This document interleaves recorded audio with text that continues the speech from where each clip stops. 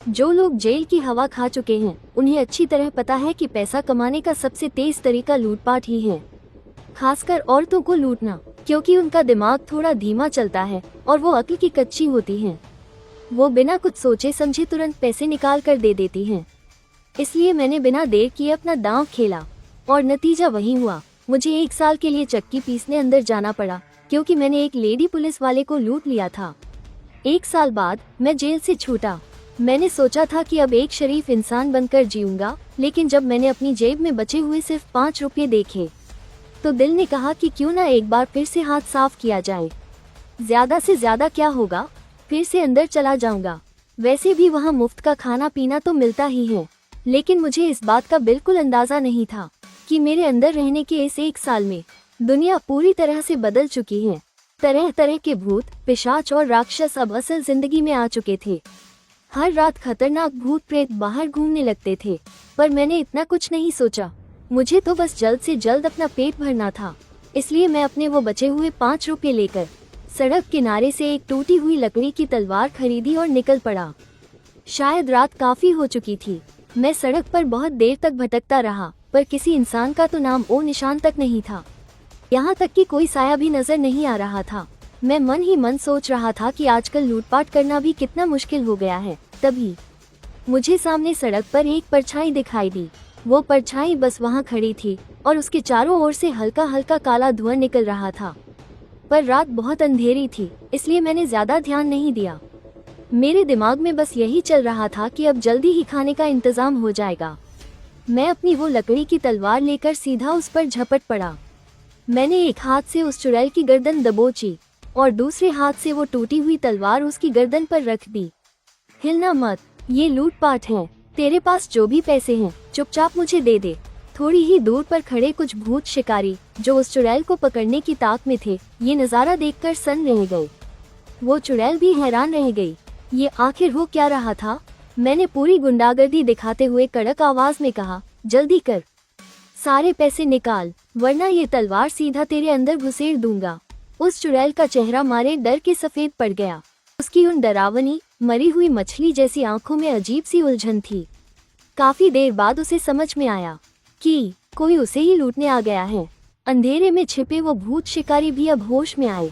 उनके लीडर ने दबी हुई आवाज में कहा, बाप रे बाप, इतनी रात को कोई एक चुड़ैल को लूटने निकला है। ये बंदा पक्का कोई बहुत बड़ा सूरमा है। उसके पीछे खड़ी एक लड़की ने भी हामी भरते हुए कहा, कितनी शर्म की बात है, हम इतने सारे लोग मिलकर भी इस चुड़ैल पर हमला करने से डर रहे थे, और ये आदमी, ये अकेला ही उस पर टूट पड़ा। मुझे तो ये कोई बहुत पहुंचा हुआ उस्ताद लगता है। उफ, इस चुड़ैल को पकड़ने पर 10,000 रुपये का इनाम है। लगता है इस बार भी ये इनाम हमारे हाथ से निकल गया। ये सब हमारी ही कायरता और कच्ची ट्रेनिंग का नतीजा है। जरा उस बंदे को देखो, क्या धाकड़ इंसान है। उधर उस चुड़ैल को समझ नहीं आ रहा था कि वो क्या करे। वो सोच रही थी कि ये आदमी इतनी रात गए बेखौफ घूम रहा है और बिना किसी डर के मुझ जैसी भयानक चुड़ैल की गर्दन दबोचे हुए है। इसका मतलब है कि इसे भूतों से बिल्कुल डर नहीं लगता, बल्कि इसे मुझे हराने का पूरा भरोसा है। ये सब सोचते हुए उस चुड़ैल को अपनी गर्दन पर एक अजीब सी तकलीफ महसूस हुई। वो उस पवित्र लकड़ी की तलवार के छूने से होने वाली जलन थी। अगर इस आदमी ने ये तलवार मेरी गर्दन में घुसा दी तो भले ही मेरी रूह फना ना हो, पर मैं बुरी तरह से घायल जरूर हो जाऊंगी। कुछ ही पलों में हालात का जायजा लेने के बाद चुड़ैल ने हार मानने का फैसला किया। मुझे मारना मत, मैं तुम्हें पैसे दूंगी। उसकी आवाज में डर साफ छलक रहा था, पर मेरा ध्यान तो बस पैसे लेकर वहां से खिसकने पर था, इसलिए मैंने कुछ ज्यादा नहीं सोचा। उल्टा मुझे अपने आप पर बड़ा नाज हो रहा था। औरतें होती ही डरपोक हैं। मेरी जरा सी धमकी से ही इसका शरीर बर्फ की तरह ठंडा पड़ गया। लगता है मेरे अंदर एक खूंखार डाकू बनने का पूरा टैलेंट भरा हुआ है। उस चुड़ैल ने कांपते हाथों से अपने कपड़ों में कुछ टटोला और फिर कागज के नकली नोटों की एक गड्डी निकाली। उसने अपने पीले पड़े हाथों से वो गड्डी पीछे मेरी तरफ बढ़ा दी। मैंने झटके से वो नोट छीने और फिर मेरी त्योरियां चढ़ गई। मैंने भड़कते हुए कहा, अबे ये मुर्दों वाले कागजी नोट क्यों दे रही है मुझे? क्या मुझे बेवकूफ समझ रखा है? वो चुड़ैल हक्की बक्की रह गई। मेरे पास तो यही वाले पैसे हैं।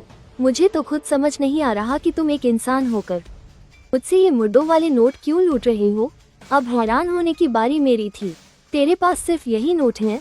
तो क्या खुद को कोई भूतनी समझती है जो अपने साथ मुर्दों वाले इतने सारे नोट लेकर घूम रही है? चुड़ैल ने मन ही मन सोचा, क्या मतलब मैं खुद को भूतनी समझती हूँ? क्या मैं सच में भूतनी नहीं हूँ? अचानक चुड़ैल को जैसे कुछ समझ में आ गया। उसने अपनी खौफनाक और ठंडी आवाज में पूछा, क्या तुम्हें नहीं पता कि मैं एक चुड़ैल हूँ? उसी समय उसके शरीर से एक डरावनी शक्ति फूट पड़ी। एक ठंडी और भयानक सी सिहरन फैल गई, जिससे मैं खुद को कांपने से नहीं रोक पाया। मैंने अपना थूक निगला और सोचा, अरे नहीं यार, मेरी किस्मत इतनी भी खराब नहीं हो सकती। लूटपाट करने निकला था और एक भूत से ही पंगा ले लिया। थोड़ा शांत होने के बाद मैंने हिम्मत जुटाई और उससे कहा, तुमने कह दिया कि तुम भूत हो और मैं मान लूं? तुम कैसे साबित करोगी कि तुम भूत हो? मैं तुम्हें अभी साबित करके दिखाती हूँ। इतना कहते ही उस चुड़ैल के सिर से कड़कड़ की खौफनाक आवाजें आने लगी और फिर अपनी गर्दन और शरीर को बिना हिलाए उसका सिर बड़े ही आराम से घूमकर एकदम पीछे की तरफ चला गया और वो सीधे मेरी आंखों में देखने लगी। उस पल मुझे एहसास हुआ कि अपराध करना कितनी बुरी बात है, खासकर ये लूटपाट वाला काम। मुझे बहुत पछतावा हो रहा था, बहुत ही ज्यादा पछतावा। फिर भी मैंने शांत दिखने का नाटक किया और पूरे रोब में कहा, तो क्या गर्दन घुमा लेती हो तो खुद को बहुत बड़ी तोप समझती हो क्या? बस इसी से साबित हो गया कि तुम भूत हो। हिम्मत है तो अपना सिर धड़ से अलग करके दिखाओ, तब मैं मानूंगा। चुड़ैल ने एक खौफनाक सी मुस्कान दी। अगले ही पल उसके पीले पड़े हाथों ने अपने ही सिर को पकड़ा, उसे गर्दन से उखाड़ा और धीरे से अपने कूल्हों के पास रख लिया। फिर उसने अपना सिर अपने कूल्हों पर टिका लिया और मुझे डराने के लिए एक भयानक चेहरा बनाया। हद तो तब हो गई जब उसने अपनी आंखें निकालकर अपनी हथेलियों पर रख ली। अरे बस बस, अब और मत करो, मैं मान गया। सच कहूँ तो जब तुमने अपनी गर्दन घुमाई थी मैं तभी मान गया था। अब जब तुम मान ही गए हो तो मरने के लिए तैयार हो जाओ। ये कहते हुए उसने अपना बड़ा सा मुंह खोल दिया। ठीक उसी वक्त जब उस चुड़ैल का मुंह मुझे काटने ही वाला था, मैं जोर से चिल्लाया, रुको, 1 मिनट रुको। चुड़ैल चौंक गई। एक बहुत ही बढ़िया चीज है। मैंने चुड़ैल की गर्दन से अपना हाथ हटाया और धीरे धीरे अपनी पैंट की जिप नीचे की। चुड़ैल की आंखें फटी की फटी रह गईं। उसे लगा कि मैं वाकई में उसे कोई बहुत बढ़िया चीज दिखाने वाला हूँ, लेकिन अगले ही पल पानी की एक तेज धार उस पर जा गिरी। चुड़ैल दर्द से इस तरह चीख पड़ी जैसे किसी ने उसके चेहरे पर तेजाब फेंक दिया हो। दर्द के मारे उसका सिर तुरंत दूर जा गिरा। हाँ, शुक्र है, मुझे पता था कि कुंवारे लड़के की पेशाब भूतों पर असर करती है, और शुक्र है कि मैं अभी भी वजन हूँ। वो चुड़ैल गुस्से से पागल हो गई। उसका सिर उड़कर वापस मुझ पर हमला करने के लिए आ रहा था, पर तभी मैंने अपनी टूटी हुई लकड़ी की तलवार को पूरी ताकत से चुड़ैल की गर्दन पर रख दिया। ज्यादा होशियारी मत दिखाना। माना कि मेरे पेशाब से तुम्हारी जान नहीं गई, लेकिन अगर मैंने ये पवित्र लकड़ी की तलवार तुम्हारी गर्दन में घुसा दी ना, तो तुम बर्दाश्त नहीं कर पाओगी। उसका सिर तुरंत वहीं रुक गया। चुड़ैल ने मुझे घूरते हुए कहा, तुम आखिर चाहते क्या हो? शुरू में तो मैं बस लूटपाट करना चाहता था, लेकिन अब मैं बस अपनी जान बचाना चाहता हूँ। चुड़ैल बोली, मेरे पास इंसानों वाली कोई दौलत नहीं है। तुम बस मेरे शरीर को छोड़ दो, मैं तुम्हें कोई नुकसान नहीं पहुँचाऊंगी। तुम मुझे क्या 3 साल का बच्चा समझती हो? मैं तुम्हें बता दूं, मैं जेल जा चुका हूँ। तुम मुझे बेवकूफ बनाना चाहती हो। जैसे ही मैंने तुम्हारा शरीर छोड़ा, तुम तुरंत मेरी जान ले लोगी, है ना? चुड़ैल एकदम चुप हो गई, क्योंकि मेरी बात बिल्कुल सच थी। लेकिन आखिरकार वो एक भूत थी, एक चुड़ैल। वो ये बेइज्जती कैसे बर्दाश्त कर सकती थी? तो फिर तुम चाहते क्या हो? हवा में तैरते हुए उसके सिर ने चिल्लाकर पूछा। मुझे भी पता था कि इस तरह एक चुड़ैल की गर्दन पकड़कर खड़े रहना भी कोई पक्का इलाज नहीं था। फिर मैंने अपनी जेब से फोन निकाला और पुलिस को फोन मिलाया। Hello, 100 number. वो क्या है ना, मैंने एक चुड़ैल का अपहरण कर लिया है और अभी यहाँ मामला थोड़ा फंस गया है और माहौल भी थोड़ा अजीब हो गया है। मुझे समझ नहीं आ रहा कि मैं अब क्या करूँ। क्या आप लोग यहाँ आ सकते हैं? चुड़ैल ने सपने में भी नहीं सोचा था कि मैं पुलिस को बुला लूंगा। आपको बता दूं, इस दुनिया में जहाँ भूतों का इतना आतंक है, कुछ ऐसे लोग भी होते हैं जो खास तौर पर इन भूतों से निपटने का काम करते हैं। इन लोगों को 2 हिस्सों में बांटा गया है, सरकारी और गैर सरकारी। गैर सरकारी वो तांत्रिक, साधु और ओझा लोग होते हैं जो बुरी आत्माओं को भगाते हैं, और सरकारी तौर पर पुलिस ने एक खास विभाग बना रखा है। वो लोग शहर के हर तरह के भूतों और राक्षसों से लड़ने के लिए खास शक्तियों वाले लोगों को भर्ती करते हैं। मेरे शिकायत करने के बाद भूत पुलिस विभाग ने तुरंत अपनी एक टीम भेज दी। इस वक्त सड़क पर उस चुड़ैल का सिर अभी भी उसके शरीर से जुड़ा नहीं था। उसका सिर हवा में तैरते हुए मुझे देख रहा था और बोला, तुम आखिर चाहते क्या हो? उसने सोचा भी नहीं था कि मैं पुलिस को फोन कर दूंगा। भूत पुलिस के आने का मतलब था कि उसके जैसी चुड़ैल को सीधा गिरफ्तार करके जेल में डाल दिया जाएगा, क्योंकि वो अक्सर लोगों को डराती थी। उसने इंसानों की दुनिया में भूतों और राक्षसों के लिए बनाए गए पुलिस के नियमों को तोड़ा था, और एक बार नियम तोड़ने का मतलब है भूत पुलिस के हाथों गिरफ्तारी और कड़ी सजा। मैं कुछ नहीं चाहता, बस तुम्हें इस भूत पुलिस के हवाले करना चाहता हूँ ताकि मेरी जान का खतरा टल जाए। चुड़ैल ने बेबसी से कहा, जरा मुझे बताओ, हम दोनों में से इस वक्त खतरे में कौन है? तुमने मेरे शरीर को किडनैप किया है, मेरे शरीर पर ये लकड़ी की तलवार तान कर रखी है, और फिर भी कह रही हूँ कि तुम्हें मुझसे खतरा है। तुमने तो पुलिस भी बुला ली। तुम्हें क्या लगता है मुझे ये सब करने का कोई शौक है? अगर मैंने अभी तुम्हारे शरीर को छोड़ दिया तो क्या तुम मुझे मार नहीं डालोगी? उस चुड़ैल ने भी बड़ी गंभीरता से कहा, मैंने तुमसे कहा तो है, तुम मेरे शरीर को छोड़ दो, मैं तुम्हें कोई नुकसान नहीं पहुंचाऊंगी। मैंने मुंह बनाया और स्पिरिट पुलिस का इंतजार करने लगा। मेरे हाथ में पकड़ी लकड़ी की तलवार की पकड़ जरा भी ढीली नहीं हुई थी, वो सीधे उसकी बिना सिर वाली गर्दन पर ही टिकी थी। सामने हवा में तैरता उस चुड़ैल का सिर चाहे जो बकता रहे, मैं तो कुछ सुनने वाला नहीं था। वो चुड़ैल अब पूरी तरह से झुंझला चुकी थी। रोजाना तो वो लोगों के साथ बुरा करती थी, पर आज उसने सपने में भी नहीं सोचा था कि कोई उसी को किडनैप कर लेगा। और जब वो पूरी तरह से निराश हो चुकी थी, तभी एक पुलिस की गाड़ी वहां आई और उसमें से कुछ स्पिरिट पुलिस वाले बाहर निकले। वे पुलिस वाले जब पास आए तो सामने का नजारा देखकर वो भी पूरी तरह से चकरा गए। जाहिर सी बात है, उन्हें भी समझ नहीं आ रहा था कि आखिर यहाँ चल क्या रहा है। उनका लीडर, जो कि कैप्टन था, अपने हाथ में एक मंत्रों वाला डंडा पकड़े हुए था, जिस पर ताबीज भी बंधे हुए थे। वो डंडा लिए आगे बढ़ा। उसने पहले हवा में तैरते उस भूतिया सिर को देखा और फिर मेरे कब्जे में फंसे उस चुड़ैल के शरीर को देखकर बोला, भाई ये आखिर माजरा क्या है? उस चुड़ैल ने चिढ़ते हुए कहा, इसने मुझे किडनैप किया है। मैंने तुरंत पलटकर जवाब दिया, कैसा किडनैप?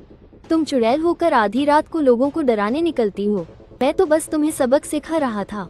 ये सुनकर चुड़ैल ने गुस्से से अपनी आंखें घुमा ली। चुड़ैल बोली, तुमने पहले साफ साफ कहा था कि तुम मुझे लूट रहे हो और मुझसे पैसे भी मांगे थे। मैंने कहा, क्या मजाक है? मैं एक चुड़ैल को लूटकर क्या करूँगा? क्या मुझे मुर्दों वाले पैसे चाहिए जो मैं नर्क में जाकर खर्च करूँगा? मैंने साफ इनकार कर दिया कि मैं कोई किडनैपर हूँ।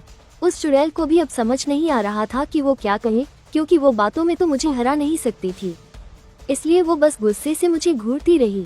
स्पिरिट पुलिस वाले भी जाहिर तौर पर मेरी ही बातों पर ज्यादा यकीन कर रहे थे। आखिर किसी भूत को लूटने वाली बात सोचने में भी बिल्कुल नामुमकिन सी लगती है। छोटे बालों वाली एक जवान महिला पुलिस अफसर आगे आए और चुड़ैल के सिर को घूरते हुए बोली, ए चुड़ैल, तू यहाँ सफेद झूठ बोलकर हमें बेवकूफ बनाना चाहती है? भला कोई भूत को क्यों लूटेगा? क्या वो पागल है जो तुझे लूटेगा? मैंने उस महिला पुलिस को देखा और बोला, अरे ऐसा भी नहीं है, मैं तो बस ऐसे ही कह रहा था। जाहिर है कि तुम सच में तो इसे लूट नहीं सकते, तुम्हें किस बात का डर है?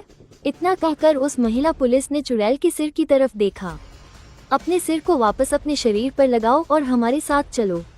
चालाकी दिखाने की कोई कोशिश मत करना। चुड़ैल जाहिर तौर पर हार मानने को तैयार नहीं थी। वो गुस्से से चिल्लाई, तुम लोगों की ये हिम्मत, दम है तो हाथ लगाकर दिखाओ। उसके इतने नखरे देखकर मैंने भौहें सिकोड़ी और अपनी टूटी हुई लकड़ी की तलवार को उसके बिना सिर वाले गले पर जोर से चुभाते हुए कहा, जो ये कह रहे हैं वो चुपचाप कर लो, वरना मैं इसे सीधे आर पार कर दूंगा, समझी? चुड़ैल तुरंत डर के मारे भीगी बिल्ली बन गई। उसने मुझे एक बहुत ही जहरीली नजर से देखा और मजबूरी में उस चुड़ैल का सिर हवा में उड़ता हुआ वापस आया और उसके धड़ से जुड़ गया। तभी उनके कैप्टन ने अपना हाथ हिलाकर इशारा किया और उस महिला पुलिस के साथ एक और पुलिस वाले ने अपनी खास हथकड़ियां निकाली और आगे बढ़कर उस चुड़ैल को पहना दी। ये नज़ारा देखकर मेरी सांस में सांस आई और मेरे दिल को बहुत सुकून मिला। इसके बाद उन दोनों पुलिस वालों ने चुड़ैल को धकेलते हुए पुलिस की गाड़ी में बिठाया और दरवाज़ा लॉक कर दिया। फिर वो महिला पुलिस एक लिफाफा लिए हुए मेरे पास आई और उसे मुझे देते हुए बोली, हमारे शहर को सुरक्षित रखने में मदद करने के लिए तुम्हारा बहुत बहुत शुक्रिया। ये लो, ये तुम्हारा इनाम है। मैं एकदम से हैरान रह गया। मैंने लिफाफा लिया और उसे खोलकर देखा। उसमें लाल रंग के कड़क नोटों की गड्डी थी। शायद ये पूरे 10,000 रुपये थे। मेरे लिए तो ये खुशी का कोई अचानक मिला खजाना था। मैं तो इसके लिए बिल्कुल भी तैयार नहीं था। गजब ही हो गया यार। एक चुड़ैल को किडनैप करने पर जेल जाने के बजाय उल्टे पैसे मिल रहे हैं। मेरी आंखों में तो जैसे चमक आ गई। अरे वाह, इस काम में तो बड़ा स्कोप है। मैंने अपनी पैंट की जेब में रखे उन 10,000 रुपयों को छुआ। मेरी खुशी का कोई ठिकाना नहीं था, जिसे मैं शब्दों में बयां ही नहीं कर सकता था। फिर मैंने जोश में अपनी जांघ पर जोर से हाथ मारा। भूत ही तो हैं, पैसा कमाने के लिए इतना तो चलता है। अब तो मैं ये काम डंके की चोट पर करूंगा। और इस तरह एक हैंडसम लड़का ऐसे खतरनाक रास्ते पर निकल पड़ा जहाँ कोई जुर्म नहीं था, पर पैसे ही पैसे थे। एक ऐसा रास्ता जहाँ से कोई वापसी नहीं थी। अब जेब में पैसे थे तो मैंने सोचा कि पहले कुछ बढ़िया सा खा लिया जाए। लेकिन इतनी रात गए, कोई भी दुकान कहाँ खुली होगी। तभी अंधेरे में छुपे हुए कुछ भूत भगाने वाले लोग दौड़ते हुए मेरे पास आए। उनका लीडर मेरी तरफ देखकर बोला, अरे भाई, तुमने तो कमाल ही कर दिया। तुमने उस टूटी हुई लकड़ी की तलवार से अकेले ही उस चुड़ैल को कैसे धूल जता दी। मैंने उन आए हुए लोगों को देखा और पूछा, तुम लोग आखिर हो कौन? हम अपना परिचय दे देते हैं। हम लोग भूत भगाने वाले हैं। वैसे अभी हम इस काम में बस इंटर्नशिप ही कर रहे हैं। हमने एक टीम बनाई है जिसका नाम डार्क नाइट स्क्वाड है।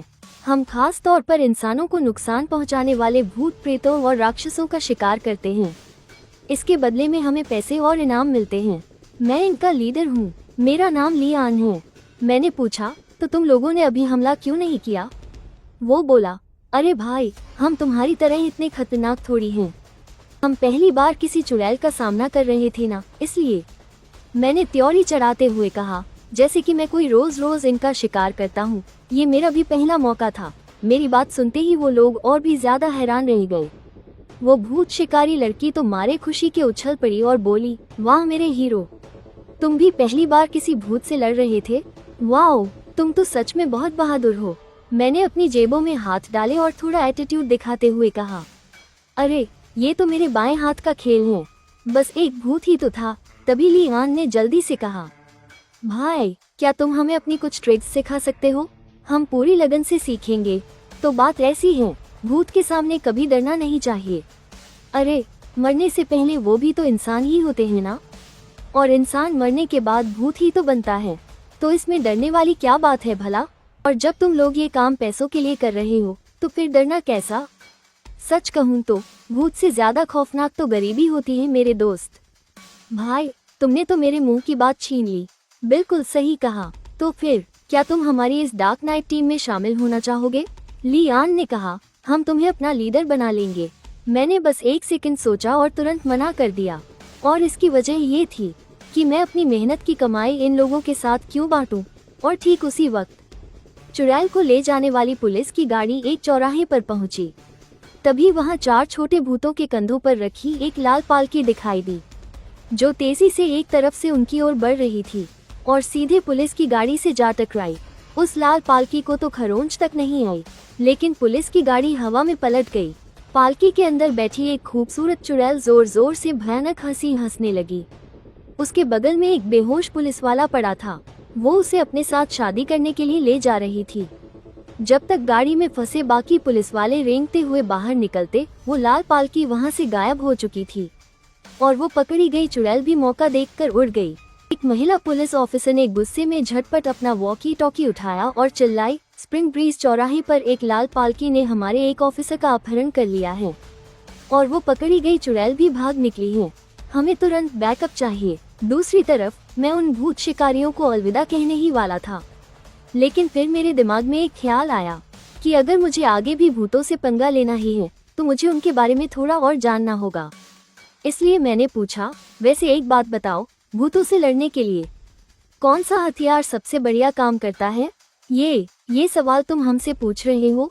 मैंने झेपते हुए कहा, अरे मुझे तो पता ही है, मैं तो बस तुम लोगों का टेस्ट ले रहा था। वो बोले, ओह तो ये बात है। भूतों से लड़ने के लिए सबसे ज्यादा आड़ू की लकड़ी वाली तलवार काम आती है, खासकर अगर वो 100 साल पुरानी हो और अगर वो 100 साल पुरानी लकड़ी पर बिजली गिरी हो तो वो तलवारों में एकदम ब्रह्मास्त्र का काम करती है।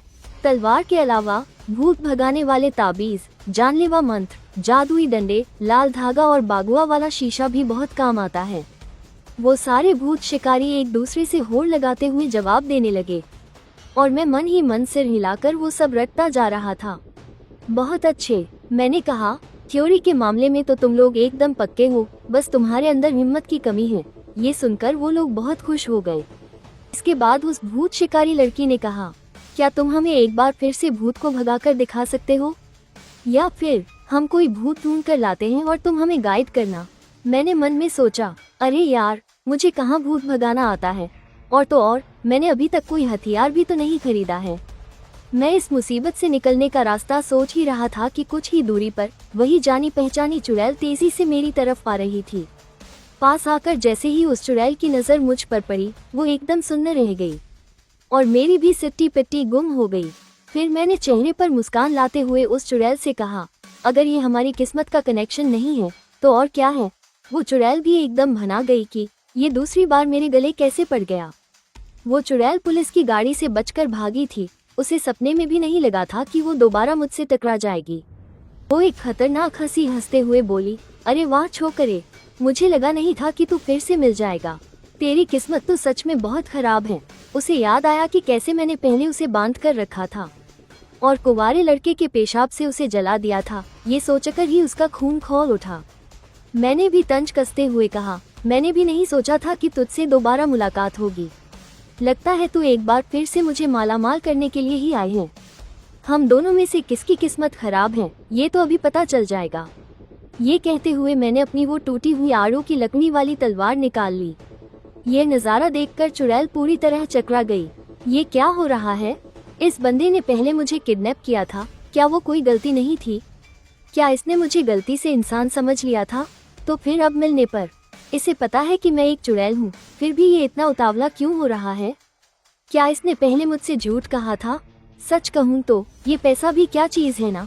कभी कभी तो ये भूतों से भी ज्यादा डरावना होता है। कम से कम अगर मुझे किसी चुड़ैल को किडनैप करने से पैसे मिल सकते हैं तो मैं एक पल भी नहीं सोचूंगा। इस वक्त अपने हाथ में टूटी हुई लकड़ी की तलवार कसकर पकड़े हुए मेरी आंखों में कोई खौफनाक चुड़ैल नहीं दिख रही थी। मुझे तो बस एक चलता फिरता 10,000 रुपये का बंडल दिख रहा था। वो ट्रेनी भूत शिकारी किनारे खड़े बहुत घबराए हुए थे। ली आन ने गहरी सांस लेते हुए कहा, भाई मानना पड़ेगा, क्या भौकाल है बंदे का। पता नहीं हम लोगों में ऐसा एटीट्यूड कब आएगा। महिला भूत शिकारी ने सिर हिलाते हुए कहा, ये कितने कूल हैं, चुड़ैल के सामने जरा भी नहीं डर रहे। वो सब तो जैसे मेरे जबरे फैन बन चुके थे। लेकिन उन्हें क्या पता कि उनका ये हीरो कोई जादू टोना या साधना नहीं जानता। मेरे पास जो कुछ है वो बस एक गुंडे वाला खूंखार एटीट्यूड है। मेरे इस भयानक रूप को देखकर चुड़ैल की भी सिट्टी पिट्टी गुम हो गई। वो हकलाते हुए बोली, तुम सच में कोई आम इंसान हो क्या? तुम्हें मुझसे डर नहीं लगता? मैं एक चुड़ैल हूँ। मैंने उसकी तरफ देखकर कहा, पहले भी मुझे तुमसे कोई डर नहीं लगा था और अब तो तुम्हारे हाथों में हथकड़ी लगी है। चुड़ैल एकदम सन्न रह गई। उसने नीचे देखा और बुरी तरह घबरा गई। उसे याद आया कि उसे वो खास हथकड़ी पहनाई गई है।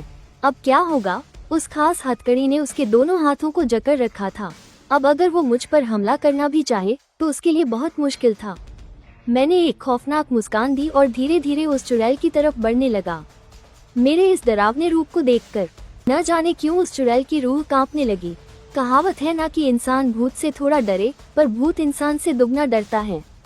एक बार इंसान अपने असली रूप में आ जाए तो भूत की क्या औकात।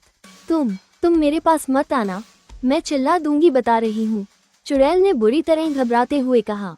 थोड़ी दूर खड़ी महिला भूत शिकारी तो जैसे मेरी दीवानी हो गई थी। क्या गजब का बंदा है यार। मैंने आज तक किसी भूत को इंसान से डरते नहीं देखा। ये तो सच में कोई खतरनाक खिलाड़ी है। तुम सब भी इनसे कुछ सीखो, ली आन ने कहा। तभी मैं ही करके हंसा और एक खौफनाक और शैतानी चेहरे के साथ चुड़ैल को घूरते हुए बोला, हाँ चिल्लाओ ना। तुम जितना चिल्लाओगी मुझे उतना ही मजा आएगा। ही मुझे तो डर है कि तुम चिल्लाओगी ही नहीं। मेरी ये हरकत देखकर चुड़ैल मुड़ी और हवा में उड़कर भागने लगी। मैंने फौरन एक छलांग लगाई और अपनी लकड़ी की तलवार चुड़ैल की पीठ में घोंपने के लिए बढ़ा दी। चुड़ैल डर के मारे झटके से किनारे हट गई।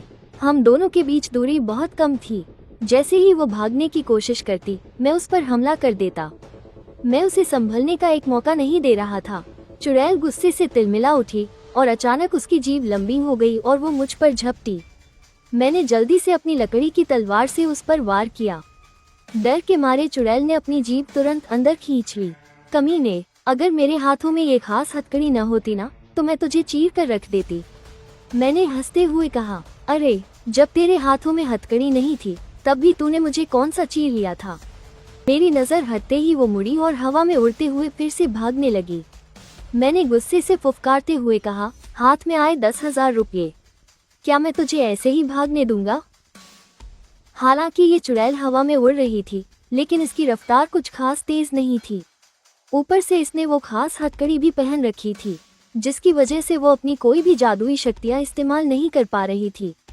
मैंने कई बार अपनी स्पीड बढ़ाई और लगभग चुड़ैल को पकड़ ही लिया था। पीछे पीछे वो भूत शिकारी भी तमाशा देखने के लिए दौड़ रहे थे। मैं उसका पीछा करते हुए पागलों की तरह हंस रहा था। तू बचकर नहीं जा सकती, मैं बस तुझे पकड़ने ही वाला हूँ। ही, अब तो फासला इतना कम है कि अगर मैं अपनी तलवार फेंक कर मारूं तो सीधा तुझे जाकर लगेगी। भाग और जोर से भाग। सच में बड़ा मजा आ रहा है। मेरी ये बातें सुनकर उस चुड़ैल का तो जैसे मेंटल ब्रेकडाउन ही हो गया।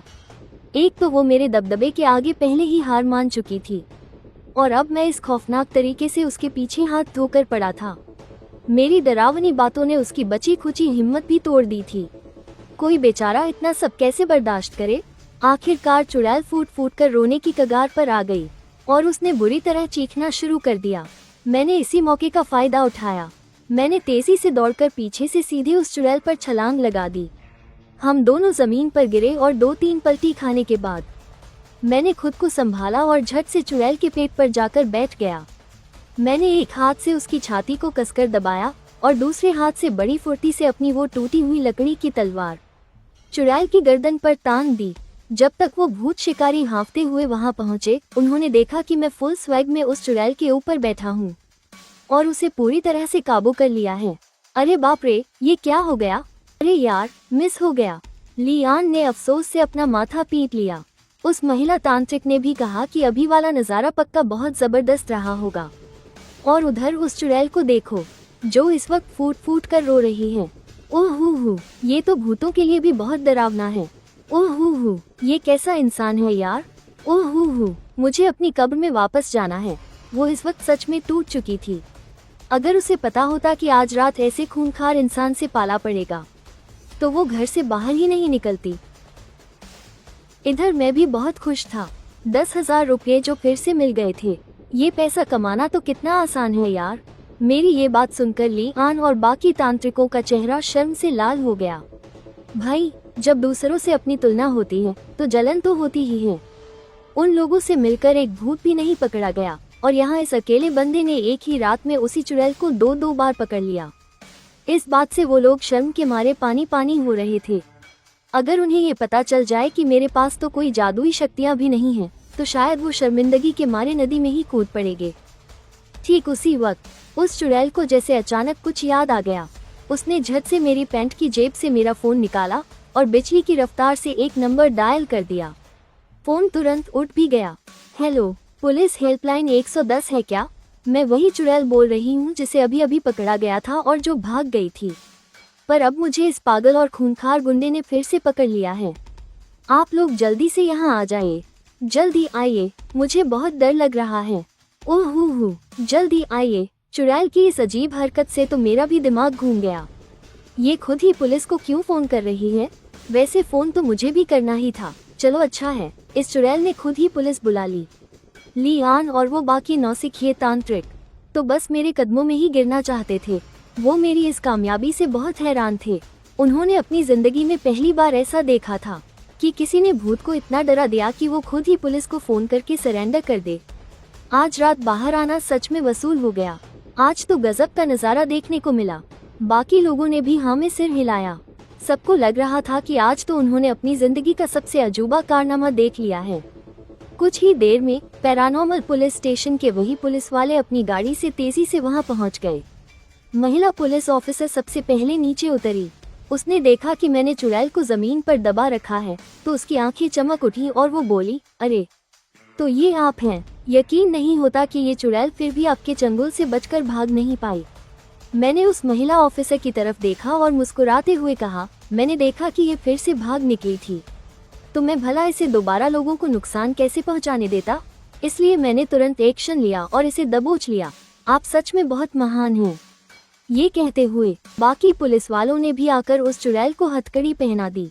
चुड़ैल इस वक्त पागलों जैसी हरकतें कर रही थी।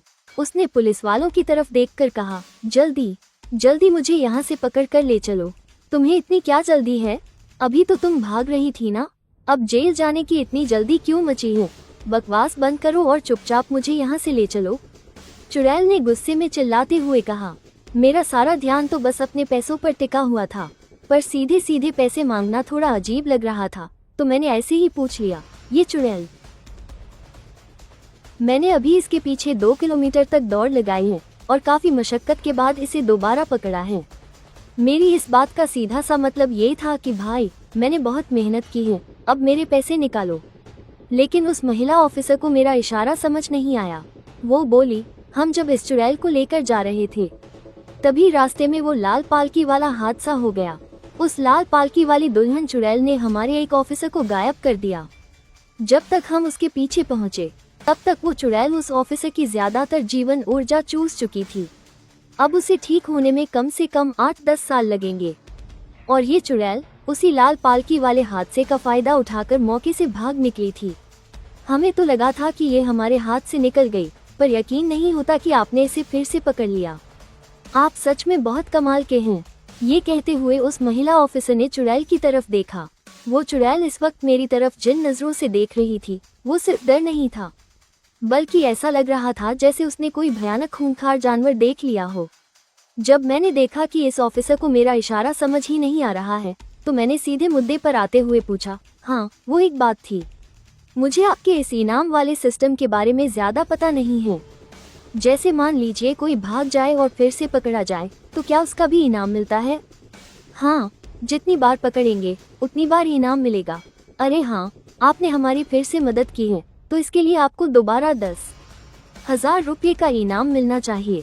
अरे कोई नहीं, इनाम विनाम की कोई बात नहीं है। नहीं नहीं, ऐसा कैसे?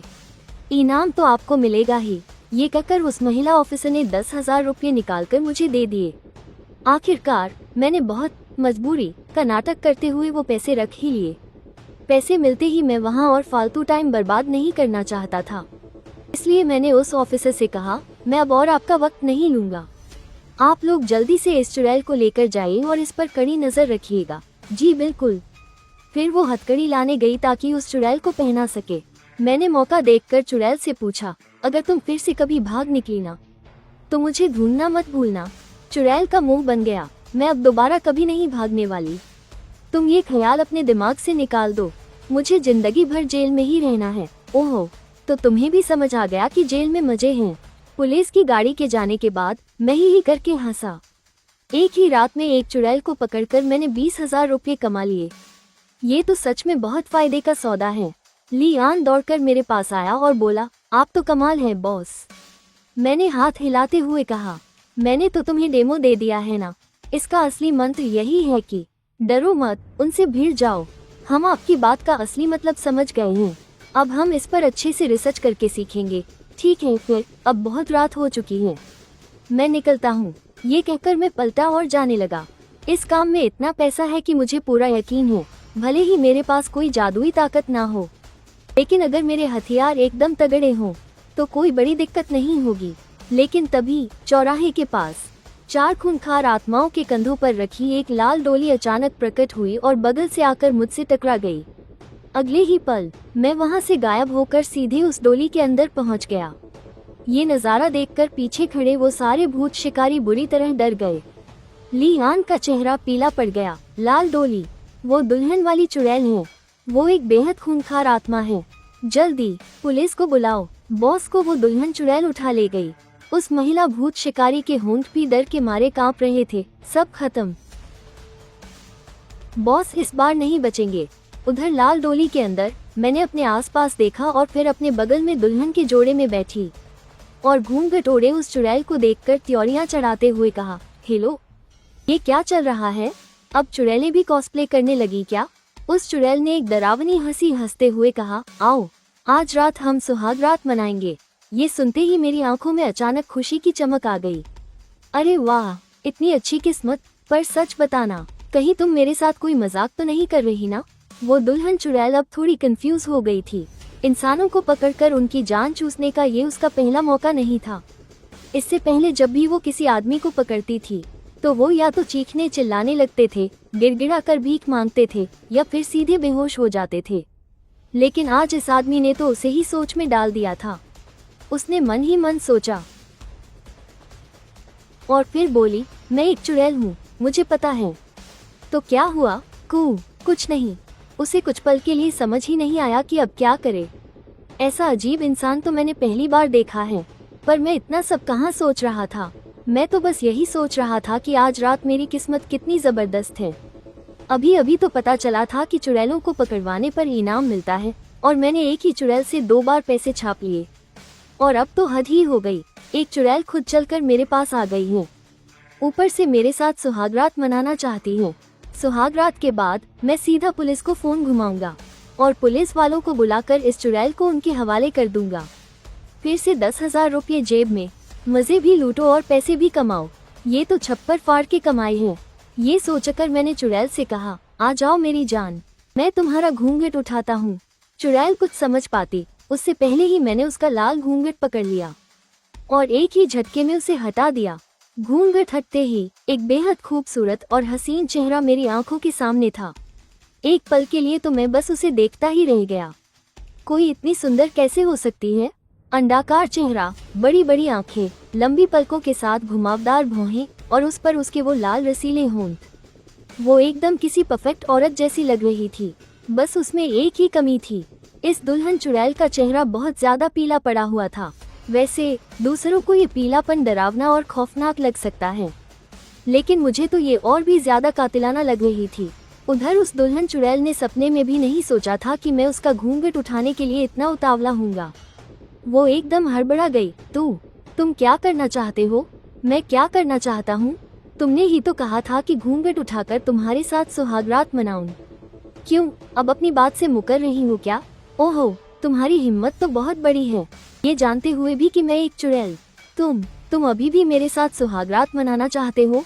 तुम आखिर हो कौन? उसे अब शक होने का पूरा हक था कि मैं शायद कोई तांत्रिक या तपस्वी हूँ, और वो भी बहुत खतरनाक वाला, क्योंकि किसी ताकतवर साधु के अलावा उसे सच में समझ नहीं आ रहा था कि और कौन मुझ जैसी खूंखार चुड़ैल के सामने इतना शांत रह सकता है, और तो और मेरे ही जाल में फंसकर मेरा ही फायदा उठाना चाहता है। मेरा सारा ध्यान बस इस बात पर था कि इस चुड़ैल के साथ मजे लूं और फिर इसे पकड़कर इनाम के पैसे ऐंठ लूं। इसलिए मैंने कहा, तो तुम्हारा आखिर मतलब क्या है? बात तो घूंघट उठाने के बाद सुहागरात मनाने की हुई थी ना, और अब तुम इधर उधर की बातें घुमा रही हो। इसका मतलब तुम अपनी बात से मुकर रही हो। मैं अपनी बात से मुकर नहीं रही। बात ये है कि आज तक किसी भी आदमी की मेरा घूंघट उठाने की हिम्मत ही नहीं हुई, और मेरे साथ सुहागरात मनाने की तो दूर की बात है। वो इसलिए क्योंकि तुम्हारा पाला मुझसे नहीं पड़ा था। हे, अब तो मैंने तुम्हारा घूंघट भी उठा दिया है, बस अब सुहागरात का इंतजार है। कहीं तुम डर तो नहीं गई? कौन बोला कि मैं डर गई? मैं तुम्हें सच बता देती हूँ। क्या तुम्हें सच में लगा था कि मैं तुम्हें घूंघट उठाने दूंगी और फिर तुम्हारे साथ सुहागरात मनाऊंगी? ये तो बस लोगों को फंसाने का मेरा एक तरीका है। जो कोई भी मेरा घूंघट उठाता है, मैं उसकी सारी जीवन ऊर्जा चूस लेती हूँ। अच्छा, और अगर कोई तुम्हारा घूंघट ना उठाए तब भी मैं उसकी जीवन ऊर्जा चूस लेती हूँ। तो फिर जरा मुझे ये बताओ, घूंघट उठाने और ना उठाने में फर्क ही क्या रह गया? दुल्हन बनी चुड़ैल ने थोड़ा सोचा। कोई फर्क नहीं है, तो फिर तुमने इस फालतू के नाटक को बीच में रखा ही क्यों है? हम भूतों का भी लोगों को डराने का अपना एक तरीका और स्टाइल होता है। मैंने ये तरीका चुना है, तो इसमें क्या बुराई है? इसका मतलब सुहागरात भी तुम्हारे इसी नाटक का एक हिस्सा है। तो जब तुमने ये हिस्सा रखा ही है, तो मुझे इसे पूरा क्यों नहीं करने दे रही? घूंघट तो वैसे भी उठ चुका है। तुम बस मेरा फायदा उठाना चाहते हो। अरे, वो एक अलग बात है। अभी हम इस बारे में बात कर रहे हैं कि तुम अपने काम में कितनी कच्ची हो। एक पेशेवर चुड़ैल होने के नाते जब तुमने लोगों को डराने का एक पूरा प्रोसेस बना ही रखा है तो मेहरबानी करके मुझ जैसे शिकार को इसका पूरा अनुभव तो लेने दो, है कि नहीं? मुझे तो बस तुम्हारी जीवन ऊर्जा चूसने से मतलब है, मैं तुम्हें ये फालतू का अनुभव क्यों दूं? वो चुड़ैल अब पूरी तरह से बेतुकी बातें करने लगी थी। मैंने अपनी भौहें सिकोड़ी। तुम्हें मेरी जीवन ऊर्जा भी चाहिए और तुम मुझे कुछ मजा भी नहीं लेने दे रही, तो फिर इसमें मेरा क्या फायदा? और वैसे भी जब तुम अपने किए गए वादे के मुताबिक मुझे वो अनुभव देना ही नहीं चाहती तो तुम्हें ऐसा कहना ही नहीं चाहिए था ना। सच कहूँ तो तुम चुड़ैल के नाम पर एकदम नौसिखिया हो। मुझे कुछ नहीं सुनना, तुम अब मेरी पालकी में हो तो मैं जो चाहूंगी वही करूंगी और मैं तुम्हारी जीवन ऊर्जा चूस कर ही रहूंगी। ओहो, ऐसा क्या? लगता है तुम्हें मुफ्त की रोटियां तोड़ने की आदत पड़ गई है। पर ये तेरा बाप आज तेरी ये नखरेबाजी बिल्कुल नहीं सहेगा। मैं भी तुझे साफ साफ बता देता हूँ, अगर तूने मुझे कोई फायदा नहीं पहुँचाया ना तो मेरी जीवन ऊर्जा चूसने का सपना भूल ही जा। उस चुड़ैल का भी जिंदगी में पहली बार ऐसे किसी अतरंगी इंसान से पाला पड़ा था। वो बहुत गुस्से में थी। मैंने एक ठंडी मुस्कान के साथ कहा, देख, मेरी जीवन ऊर्जा मेरे अंदर है और यहाँ तेरे पास कोई विकल्प नहीं है। अगर तूने जबरदस्ती करने की कोशिश की ना तो मैं खुद अपनी जान ले लूंगा, फिर ठेंगा मिलेगा तुझे। और हाँ, मरने के बाद जब मैं भूत बनूंगा ना तब हम दोनों भूत बनकर आराम से बैठकर हिसाब करेंगे। ये सुनकर वो चुड़ैल झटके से पीछे हट गई। उसने हैरान होकर पूछा, तू इतना पागल कैसे हो सकता है? क्यों, कैसा लगा मेरा आइडिया? मैंने डरावनी आवाज में कहा। जब उसे लगा कि मैं मजाक नहीं कर रहा हूँ तो उस चुड़ैल को कुछ समझ ही नहीं आया कि अब क्या किया जाए। वो सोचने लगी, ये आदमी जिंदा रहकर ही इतना खूंखार है, अगर ये भूत बन गया तो कितना खतरनाक होगा। एक ऐसे इंसान के सामने जो ना तो भूतों से डरता था और ना ही मरने से। वो चुड़ैल सच में पूरी तरह बेबस हो चुकी थी। सच ही कहा है, इंसान खूंखार भूतों से डरते हैं और भूत पागलों और गुंडों से। चलो ठीक है, आज के लिए मैं तुम्हें छोड़ देती हूँ। मैं एक खूंखार चुड़ैल हूँ। मेरा ठिकाना हाईचिंग शहर के बाहर डोंगशान के कब्रिस्तान में है। क्या मैं आपका नाम जान सकती हूँ? अरे बिल्कुल, मेरा नाम चेन जिए है, हाईचिंग की नंबर 1 जेल के तीसरे ब्लॉक का कैदी। मेरा कैदी नंबर है 9527। ठीक है, अब से मैं तुम्हारे रास्ते में कभी नहीं आऊंगी। तुम जा सकते हो। जाऊं? तेरा मतलब क्या है? क्या मैं कोई खिलौना हूँ जिसे जब चाहा उठा लिया और जब मन भर गया तो भगा दिया? वो चुड़ैल अब सच में घबरा गई थी। तो फिर तुम क्या चाहते हो? आज तो तुझे मेरी जीवन ऊर्जा चूसनी ही पड़ेगी और तुझे मेरे साथ सुहागरात भी मनानी ही पड़ेगी। उस बेचारी चुड़ैल ने अपनी पूरी मौत के बाद की जिंदगी में ऐसा पागलपन नहीं देखा था। लोगों की ऊर्जा चूसने के अपने इतने सालों के करियर में उसका ऐसे जिद्दी और ढीठ इंसान से पहली बार पाला पड़ा था। हद तो ये थी कि ये बंदा खुद अपनी ही जान लेने की धमकी दे रहा था। इसका ये सनकी और अड़ियल रवैया देखकर लग रहा था कि अगर इसने सच में अपनी जान दे दी तो ये यहीं का यहीं एक खूंखार भूत बन जाएगा और तब तो इससे पीछा छुड़ाना और भी नामुमकिन हो जाएगा।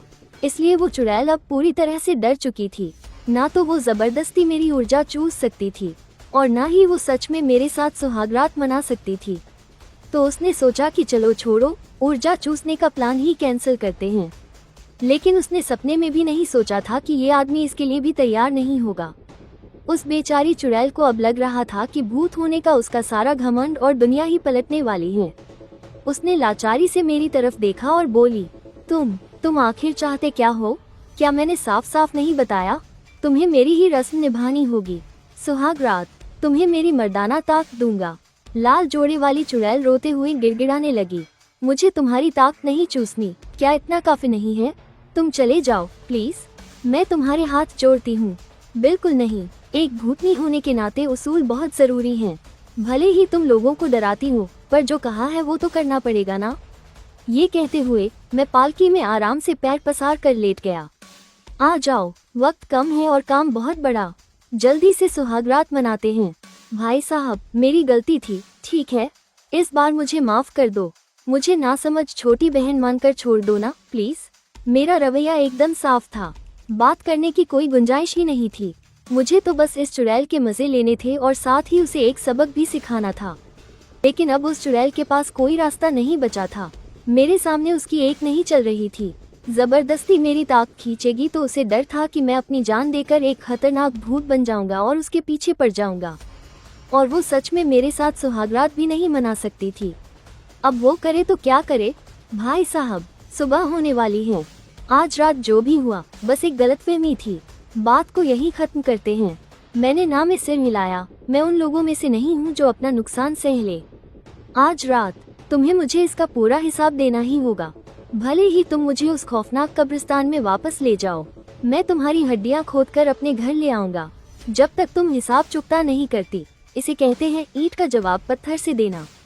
लाल जोड़े वाली उस चुड़ैल ने अपना गुस्सा पीते हुए दांत पीसकर कहा, ठीक है, मैं मनाऊंगी तुम्हारे साथ सुहागरात। मैं मुस्कुराया। बस इतनी सी तो बात थी। यह मत सोचना कि मैं तुम्हारा कोई फायदा उठा रहा हूँ। असल में मैं तुम्हें तमीज सिखा रहा हूँ ताकि तुम्हें समझ आए कि एक भूत होने के बावजूद वादे का पक्का होना बहुत जरूरी है। तो क्या अब मैं तुम्हारा शुक्रिया अदा करूँ? अरे कोई बात नहीं, यहाँ 10,000 शब्दों का सीन कट होता है। आधे घंटे के बाद लाल जोड़े वाली उस चुड़ैल ने मुझे बड़ी ही मनहूसियत और चिढ़ के साथ देखा और बोली, क्या अब तुम मुझे थोड़ी सी इंसानी ऊर्जा दे सकते हो? क्या अभी मैंने तुम्हें वो नहीं दी? वो तो तुम्हारी शारीरिक ताकत थी। इंसानी रूह की ऊर्जा उससे बिल्कुल अलग होती है। चलो ठीक है, बस थोड़ी सी ही दूंगा। चुड़ैल ने हामी भरी और मेरे करीब आकर एक हल्की सी सांस खींची। मेरे मुंह से धुएं जैसी एक सफेद किरण निकली और सीधा उस चुड़ैल के मुंह में समा गई। बस कुछ ही सेकंड में मैंने अपना मुंह कसकर बंद कर लिया। बस हो गया। मैंने तुम्हें देने का वादा किया था, बहुत सारा लुटाने का नहीं। हालांकि मैंने उसे बस 1-2 घूंट जितनी ही ऊर्जा दी थी। फिर भी मुझे अजीब सी सुस्ती और नींद आने लगी थी। वो चुड़ैल एक पल के लिए हक्की बक्की रह गई, लेकिन उसकी कुछ भी बोलने की हिम्मत नहीं हुई। अपना नुकसान होने के बावजूद वो खून का घूंट पीकर रह गई। अब उसका सबसे पहला मकसद मुझ जैसे खौफनाक और जिद्दी गुंडे से पीछा छुड़ाना था। बाकी सब भाड़ में जाए। लेकिन उस डोली में बैठा मैं, मेरे हाव भाव से साफ था कि मैं कहीं नहीं जाने वाला। मैंने उस लाल जोड़े वाली चुड़ैल की आंखों में देखते हुए पूछा, तुम्हें सिर्फ आदमियों की ही ऊर्जा क्यों चूसनी होती है? उस चुड़ैल की आंखों में अचानक एक ठंडक सी छा गई। क्योंकि मुझे ताकतवर बनना है और सिर्फ आदमियों की इंसानी ऊर्जा चूस कर ही। क्या इसलिए कि तुम्हें आदमियों से नफरत है? ओहो, तो इसके पीछे कोई कहानी है। चलो सुनाओ जरा, मुझे भूतों की कहानियां सुनना बहुत पसंद है, खासकर तब जब भूत खुद अपनी कहानी सुनाए। शादी के जोड़े वाली भूतनी यह सुनकर थोड़ी नाराज हुई, लेकिन फिर भी उसने अपनी कहानी सुनानी शुरू कर दी। किसी जमाने में मैं एक बहुत ही अमीर घराने की बेटी हुआ करती थी, लेकिन मेरी शादी वाले दिन मेरी डोली चौखट तक भी नहीं पहुंची थी कि वो मंगेतर, जिसकी मैंने शक्ल तक नहीं देखी थी, किसी और औरत के साथ भाग गया। मुझ जैसी खानदानी लड़की को सबने एक मजाक बनाकर रख दिया। मुझसे ये घोर अपमान बर्दाश्त नहीं हुआ, तो मैंने अपनी ही डोली में आग लगा ली और खुद को जिंदा जला दिया और फिर एक खूंखार चुड़ैल बन गई। मैंने अजीब सा मुंह बनाते हुए कहा, तुम भी कुछ ज्यादा ही पागल हो। अगर उसने तुमसे शादी नहीं की तो कोई और ढूंढ लेती ना। लेकिन फिर मैंने सोचा, पुराने जमाने के लोगों की सोच कितनी पिछड़ी हुई थी ना, इसलिए ऐसे दुखद हादसे हो ही जाते थे। तभी उस लाल जोड़े वाली भूतनी ने मुझे घूरते हुए अजीब से लहजे में कहा, तुम भी तो अभी जरा सी बात पर खुद को टपकाने की बात कर रहे थे ना, और अब तुम्हें मुझे सनकी कहते हुए शर्म नहीं आ रही? मैंने ही करके हंसते हुए कहा, चलो अब इस डोली को नीचे उतारो। भूतनी एकदम खुश हो गई। उसने सोचा, चलो आखिरकार ये मुसीबत यहाँ से दफा तो होगी। उसने अपना हाथ घुमाया और चारों छोटे भूतों ने डोली को जमीन पर रख दिया। तब जाकर मैंने उन्हें जरा गौर से देखा। ये चारों छोटे भूत तो कागज के पुतले थे, कोई असली भूत नहीं। मैंने उससे पूछा, तुमने काफी इंसानों की जीवन ऊर्जा चूसी है ना? पिछले कुछ दिनों में करीब 10 लोगों की जान ली है तुमने। तो क्या तुम्हें पता है कि यह गैर कानूनी है? दुल्हन भूतनी एक पल के लिए दंग रह गई। तो क्या? फिर मैंने आराम से अपना फोन निकाला और एक नंबर मिलाया। हेलो, क्या यह 110 पुलिस कंट्रोल रूम है? यहाँ एक दुल्हन भूतनी है। फोन काटने के बाद वो भूतनी गुस्से से आग बबूला हो गई। काम निकलते ही रंग बदल लिया। तूने पुलिस बुला ली? मैंने तेवर दिखाते हुए कहा। क्या बकवास कर रही हो? मैं तो पीड़ित हूँ। तुम्हारे तरीके के हिसाब से मेरी सारी ऊर्जा चूसने के बाद भी क्या मैं पुलिस को नहीं बुला सकता? अगर मैं किसी औरत को उठा ले जाऊं उसके साथ ज्यादती करूं और उसके पैसे छीन लूं और आखिर में कहूं कि काम निकलते ही उसने रंग बदल लिया और उसे पुलिस बुलाने से रोकूं, तो क्या ये सही होगा? ये सुनकर दुल्हन भूतनी बुरी तरह चौंक गई। मेरी बातों में दम था और उसके पास मेरी बात काटने का कोई जवाब ही नहीं था। सारी गलती तो उसी की लग रही थी। तू कमीना है, तू घटिया इंसान है। दुल्हन भूतनी पूरी तरह झुंझला गई। न तो वो बहस कर पा रही थी, न ही उसके पास कोई तर्क था और मुझ पर हाथ उठाने की उसकी हिम्मत भी नहीं हो रही थी। उस वक्त उसे एहसास हुआ कि एक भूत बनने के बाद भी कोई इतना मजबूर हो सकता है। और तभी आसपास कई पुलिस की गाड़ियों ने आकर उसकी पालकी को घेर लिया। साथ ही पालकी के अंदर से भूतनी की गालियां जोर जोर से गूंज रही थी। जानवर, घटिया आदमी, कमीना, दरिंदा। एक महिला भूत पुलिस वाली ने दौड़ते हुए आकर मुझसे पूछा, अंदर क्या हुआ है? वो भूतनी तो आपसे सख्त नफरत करती लग रही है। आपने उसके साथ क्या किया? आज मेरा बदमाश बनने का पहला दिन था और मैं खुद ही किडनैप हो गया। ये तो मेरी बेइज्जती हो गई ना। और वैसे भी इस दुल्हन भूतनी ने जो तय किया था, घूंघट उठाना, सुहागरात मनाना और मेरी ऊर्जा चूसना, उसने सब कुछ किया।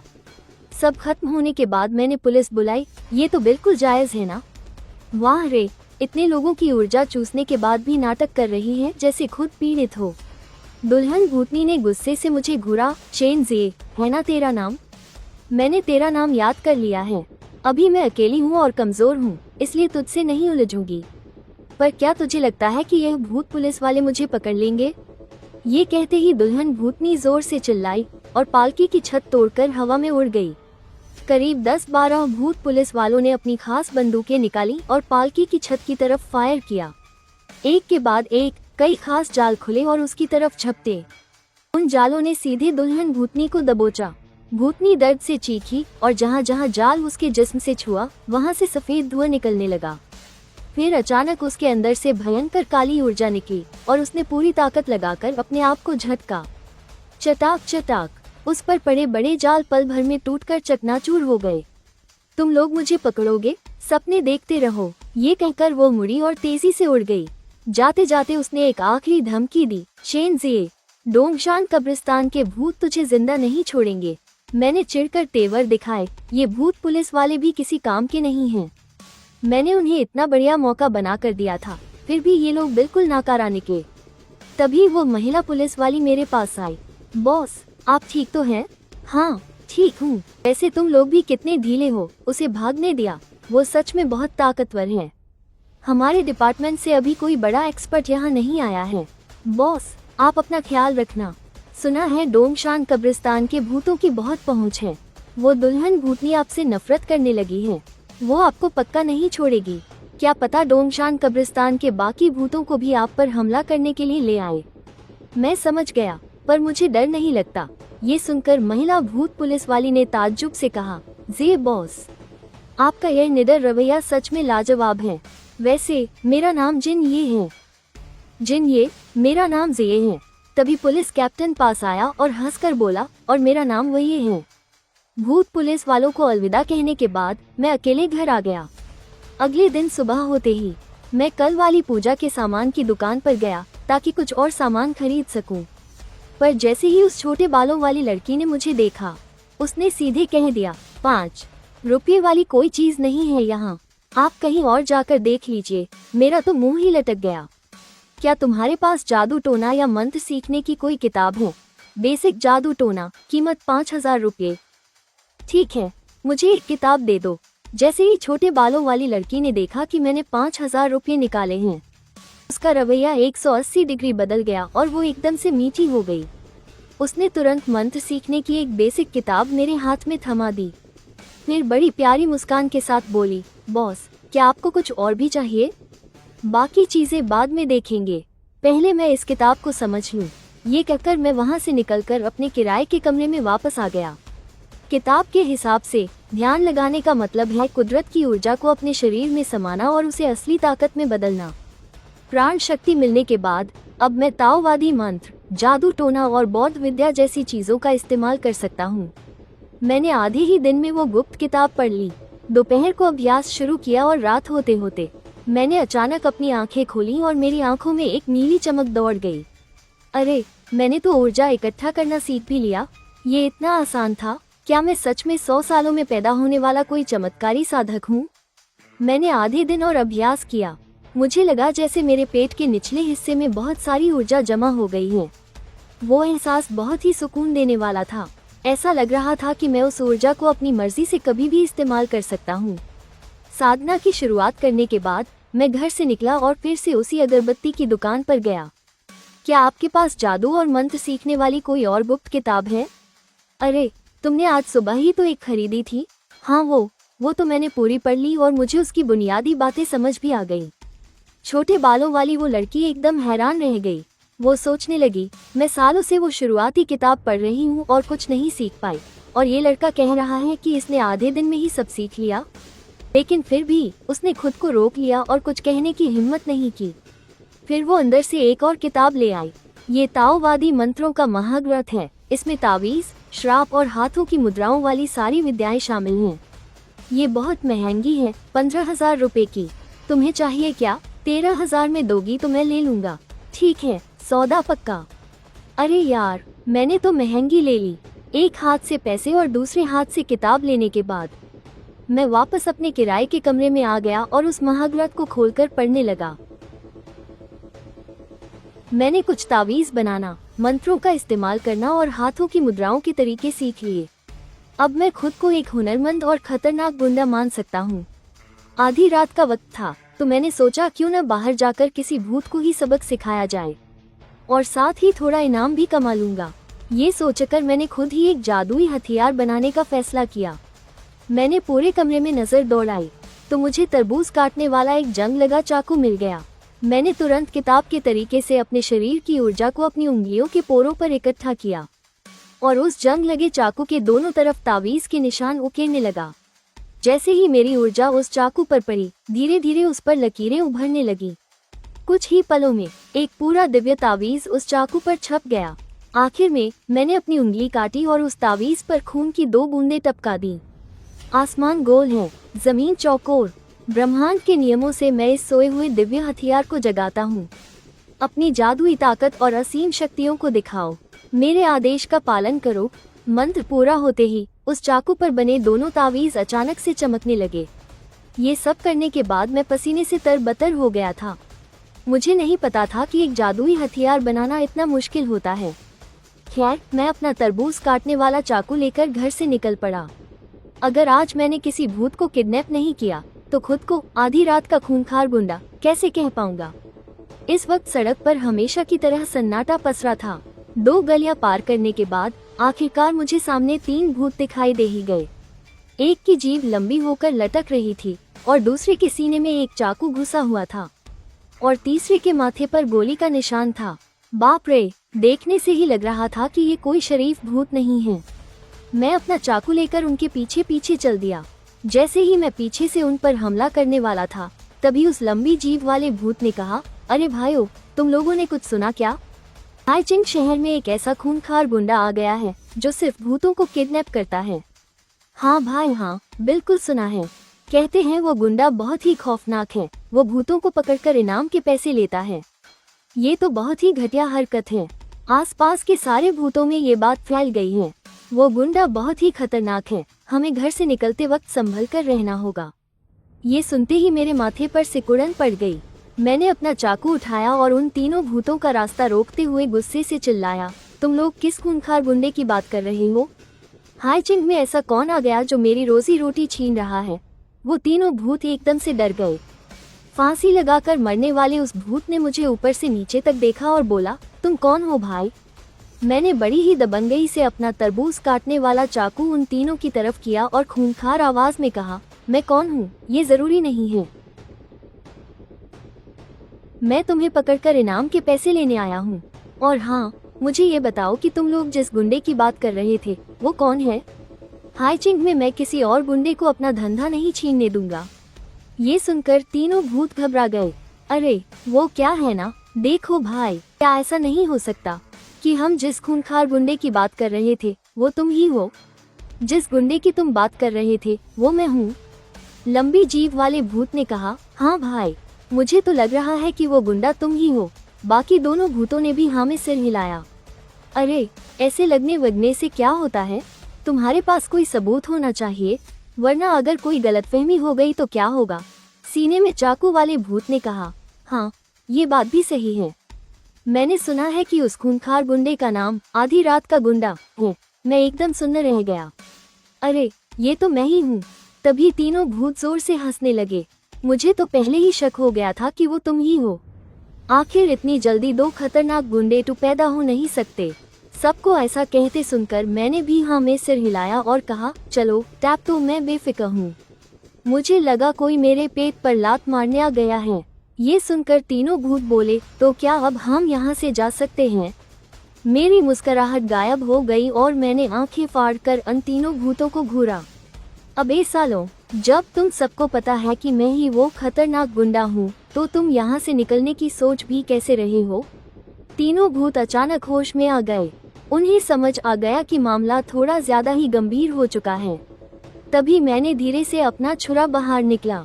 ही, मैं अजीब तरीके से हंसा और बोला, ए फ्लैट सुनो, तुम लोग चाहो तो चुप रह सकते हो, लेकिन तुम्हारे मुंह से निकला हर एक लफ्ज अदालत में तुम्हारे खिलाफ सबूत बन सकता है।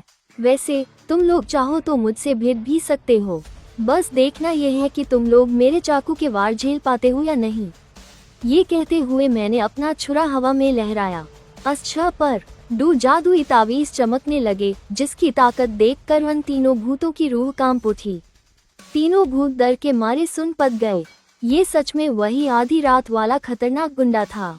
वही खौफनाक इंसान जिसने एक ही रात में दो भूतों को जेल भेजे दिया था। एक ऐसी बाला जिससे वो शादी के जोड़े वाली भूतनी भी डरती थी। हमें मत मारना। आप जो चाहते हैं बस हुक्म कीजिए। तभी वो गोली खाया हुआ भूत भी बोल पड़ा, हाँ भाई साहब, हमें चोट मत पहुंचना। क्या आप चाहते हैं कि हम जेल चले जाएं? हमें मंजूर है। मुझे बिल्कुल उम्मीद नहीं थी कि ये तीनों इतने शरीफ बन जाएंगे। एक पाल के लिए तो मुझे समझ ही नहीं आया कि अब क्या करूं। ऐसे कैसे चलेगा? तुम लोग इतने सीधे मत बानो यार, थोड़ा तो हाथ पैर मारो।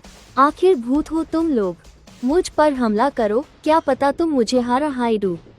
ये सुनकर तीनों भूत जोर जोर से सिर हिलाने लगे। नहीं, इसकी कोई जरूरत नहीं है। हम शांति से हार मानने को तैयार हैं। बिल्कुल, हम आपसे बिल्कुल नहीं भिड़ना चाहते। आप बस चुपचाप हमें गिरफ्तार कर लीजिए, ठीक है? उन्होंने पिछली रात का किस्सा सुन रखा था। सुना था कि जिस भूतनी को मैंने अगवा किया था, भूत पुलिस स्टेशन पहुंचने के बाद उसका दिमाग ही हिल गया था। ये बात किसी भी भूत की रूह कांपने के लिए काफी थी। चाहे जो हो जाए, उन्होंने तय कर लिया था कि वो पलट कर वार नहीं करेंगे। उनकी ये बात सुनकर मेरा दिमाग खराब हो गया। बड़ी मुश्किल से पूरा एक दिन लगाकर मैंने जादू टोना सीखा है। ऊपर से ये जादुई छुरा भी जुगाड़ किया है, और अब ये तीनों भूत मुझे इन पर वार ही नहीं करने दे रहे। ऐसे थोड़ी होता है। मुझे तो चेक करना ही पड़ेगा कि मेरी ये आधी अधूरी शक्तियाँ काम करती भी हैं या नहीं। मैंने उन तीनों भूतों को घूरा और कहा, अगर तुमने जरा सा भी विरोध नहीं किया ना, और बिना लड़ा ऐसे ही मेरे हाथों बंध गए, तो ये तुम्हारे भूतपन की तौहीन होगी। कितनी बेइज्जती वाली बात है। आप जैसे खतरनाक गुंडे के हाथों बंधने में कोई बेइज्जती नहीं है भाई, और हमें कोई शौक नहीं है पीटने का। हाँ भाई हाँ, आपसे अगवा होना तो हमारा नसीब है। आइए हुक्म, ये देखिए, हमने तो रस्सी भी तैयार रखी है। जल्दी से हमें बंद दीजिए, हमसे अब और सब्र नहीं होता। अबे तुम लोग मुझ पर हमला करोगे तभी तो मैं तुम्हें बंधूंगा। पर वो तीनों किसी भी कीमत पर लड़ने को तैयार नहीं थे। उन्होंने अस फांसी वाले भूत की रस्सी पकड़ी और खुद को एक दूसरे के साथ बंध लिया। भाईजान, अब पुलिस को फोन लगा दीजिए। मेरा दिमाग ब्लैंक हो गया। ये चक्कर क्या है भाई? प्लान में कहाँ गड़बड़ी हो गई? लेकिन मैं इतनी जल्दी हार मानने वालों में से कहाँ था। मैंने गुस्से से भौहें सिकुड़ी और उन तीनों से बोला, तुम्हारी हिम्मत कैसे हुई मुझे गाली देने की? तीनों भूत एकदम हक्के बाकी रह गए। एक साथ सिर हिलाते हुए बोले, नहीं तो मैंने खुद सुना है, तुमने गाली दी मुझे। मैंने उन्हें चुप कराते हुए कहा, कसमें से नहीं दी, हम कसम खाते हैं। जब मैंने कह दिया कि गाली दी है तो मतलब दी है। सालों, मुझे गाली देते हो? ए फ्लैट काटूंगा तुम्हें। ये कहते ही मैंने उन तीनों को बांधी हुई रस्सी एक झटके में काट दी। मेरे इस बेवजह वाले झगड़े को देखकर तीनों भूतों को अचानक पूरी बात समझ आ गई। सच्ची सच्ची बताओ, तुम बस ऐसे ही हमें चाकू से कटना चाहते हो ना? नहीं तो, मैंने हाथ में छुरा थामे आगे बढ़ते हुए कहा। ये बोलकर मैंने छुरा घुमाकर अन पर एक जोरदार वार किया। A-फ्लैट यूएस फांसी वाले भूत को गुस्सा आ गया। ट्यून क्या हमें लाचार समझ रखा है? ये कहते हुए उसने अचानक अपना सिर झटका। उसकी लंबी सी जीभ यूएस भुटिया ताकत के साथ मुझ पर एक चाबुक की तरह आकर गिरी। मैं खुशी से मुस्कुराया, ही। मैंने अपने बाएं हाथ में असली शक्ति इकट्ठा की और हवा में आती हुई उसकी जीभ को कसकर पकड़ लिया। तेरी जीभ कुछ ज्यादा ही लंबी है, इसीलिए तू ठीक से बोल नहीं पाता। रुक, आज मैं तेरा ऑपरेशन हाई कर देता हूँ। ये बोलते ही मैंने दाएं हाथ से चाकू घुमाया और खच आवाज के साथ उसकी लंबी जीभ का एक टुकड़ा काट कर अलग कर दिया। बची हुई जीभ तुरंत सिकुड़कर अंदर चली गई। दर्द के मारे वो फांसी वाला भूत हवा में उल्टा पलटी खाकर जमीन पर जा गिरा। मेरी आंखें चमक उठी। मैंने तरबूज चाकू को देखा। ये सच में इन भूतों को भारी नुकसान पहुंचा सकता था। तभी वो चाकू वाला भूत मेरी तरफ झपटा। उसके खौफनाक पंजों से लंबे लंबे काले नाखून निकल आए और उसने मुझ पर सीधा वार कर दिया। मैंने तरबूज चाकू को कसकर पकड़ा और उल्टे हाथ से एक जोरदार वार किया। कड़क कड़क की आवाज के साथ उसके 10 नाखून एक साथ कटकर गिर गए। झटके से वो चाकू वाला भूत हवा में उड़ता हुआ सीधा जमीन पर जा गिरा। वो गोलियों के निशान वाला भूत मेरे पास आने की हिम्मत नहीं कर पा रहा था। उसने अपना मुंह खोला और मेरे चेहरे पर सीधा एक खौफनाक काली हवा छोड़ी। मैंने अपने शरीर में बची खुची थोड़ी सी आंतरिक ऊर्जा को इकट्ठा किया और उसे तरबूज चाकू में डालकर एक जोरदार हमला किया। मेरी ऊर्जा और उस जादुई चिन्ह की ताकत से चाकू से तुरंत एक हल्की सी चमक निकली और उसने उस काली हवा को बीच से चीर दिया और फिर वो बची हुई रोशनी सीधा जाकर उस गोलियों के निशान वाले भूत से टकराई। वो भूत दर्द से चीखता हुआ हवा में कलाबाजी खाते हुए दूर जा गिरा। तीनों भूत बुरी तरह से पिटने के बाद लड़खड़ाते हुए खड़े हुए। उन्होंने एक दूसरे को देखा और एक साथ चिल्लाए, हम सच में बहुत कमजोर हैं यार, भागो यहाँ से। ये कहते ही वो तुरंत मुड़े और भागने लगे। मैं जोर से हंसा, कहाँ भाग रहे हो? ये सुनते ही तीनों भूत वहीं के वहीं रुक गए और चुपचाप हाथ उठाकर फिर से सरेंडर करने को तैयार हो गए।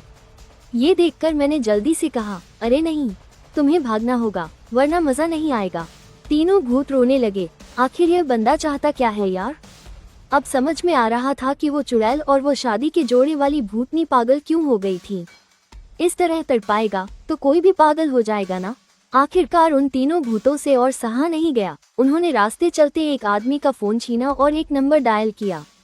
हेलो, 110 नंबर पुलिस, हम पापी भूत हैं, जल्दी आइए और हमें गिरफ्तार कर लीजिए प्लीज। इस बार स्पिरिट पुलिस बहुत जल्दी पहुंच गई। पुलिस को देखते ही तीनों भूत रोते गिड़गिड़ाते हुए उनके पैरों में गिर पड़े और अपने दोनों हाथ आगे बढ़ा दिए। जल्दी से हमें हथकड़ी लगाइए और ले जाइए। हम तीनों हमेशा लोगों को डराते हैं, हमेशा बुरे काम करते हैं, जल्दी से हमें जेल में डाल दीजिए। सारे पुलिस वाले हैरान रह गए। क्या आजकल के भूतों को जुर्म कबूल करने का इतना शौक चढ़ गया है? आखिरकार मैंने बहुत दुखी मन से 30,000 का इनाम ले ही लिया। हाँ, पैसे कमाने का मजा ही कुछ और है। और जब मैं खुशी से झूमता हुआ अपने घर वापस लौटा तो मुझे अचानक लगा कि कुछ गड़बड़ है। मैंने देखा कि मेरे दरवाजे पर खून से सना हुआ एक लाल हाथ का निशान था और सबसे बड़ी बात, उस खून के निशान के चारों ओर कुछ लिखा हुआ था। शादी के जोड़े वाली भूतनी को छेड़ने का मतलब है डोंगशान के मुर्दाघर से पंगा लेना।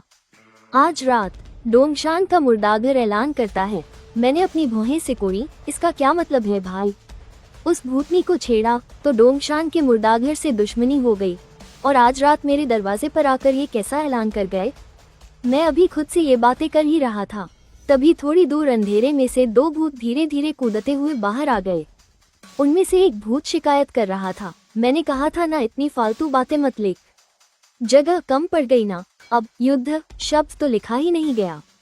दूसरे भूत ने, जिसके हाथ में लिखने वाला ब्रश था, कहा, अरे मैं तो बस अपना ज्ञान दिखाना चाहता था और वैसे भी मुझे लगा वो समझ जाएगा कि यही युद्ध का ऐलान है। ये कहते हुए उस भूत ने ऐलान के आगे युद्ध शब्द लिख दिया।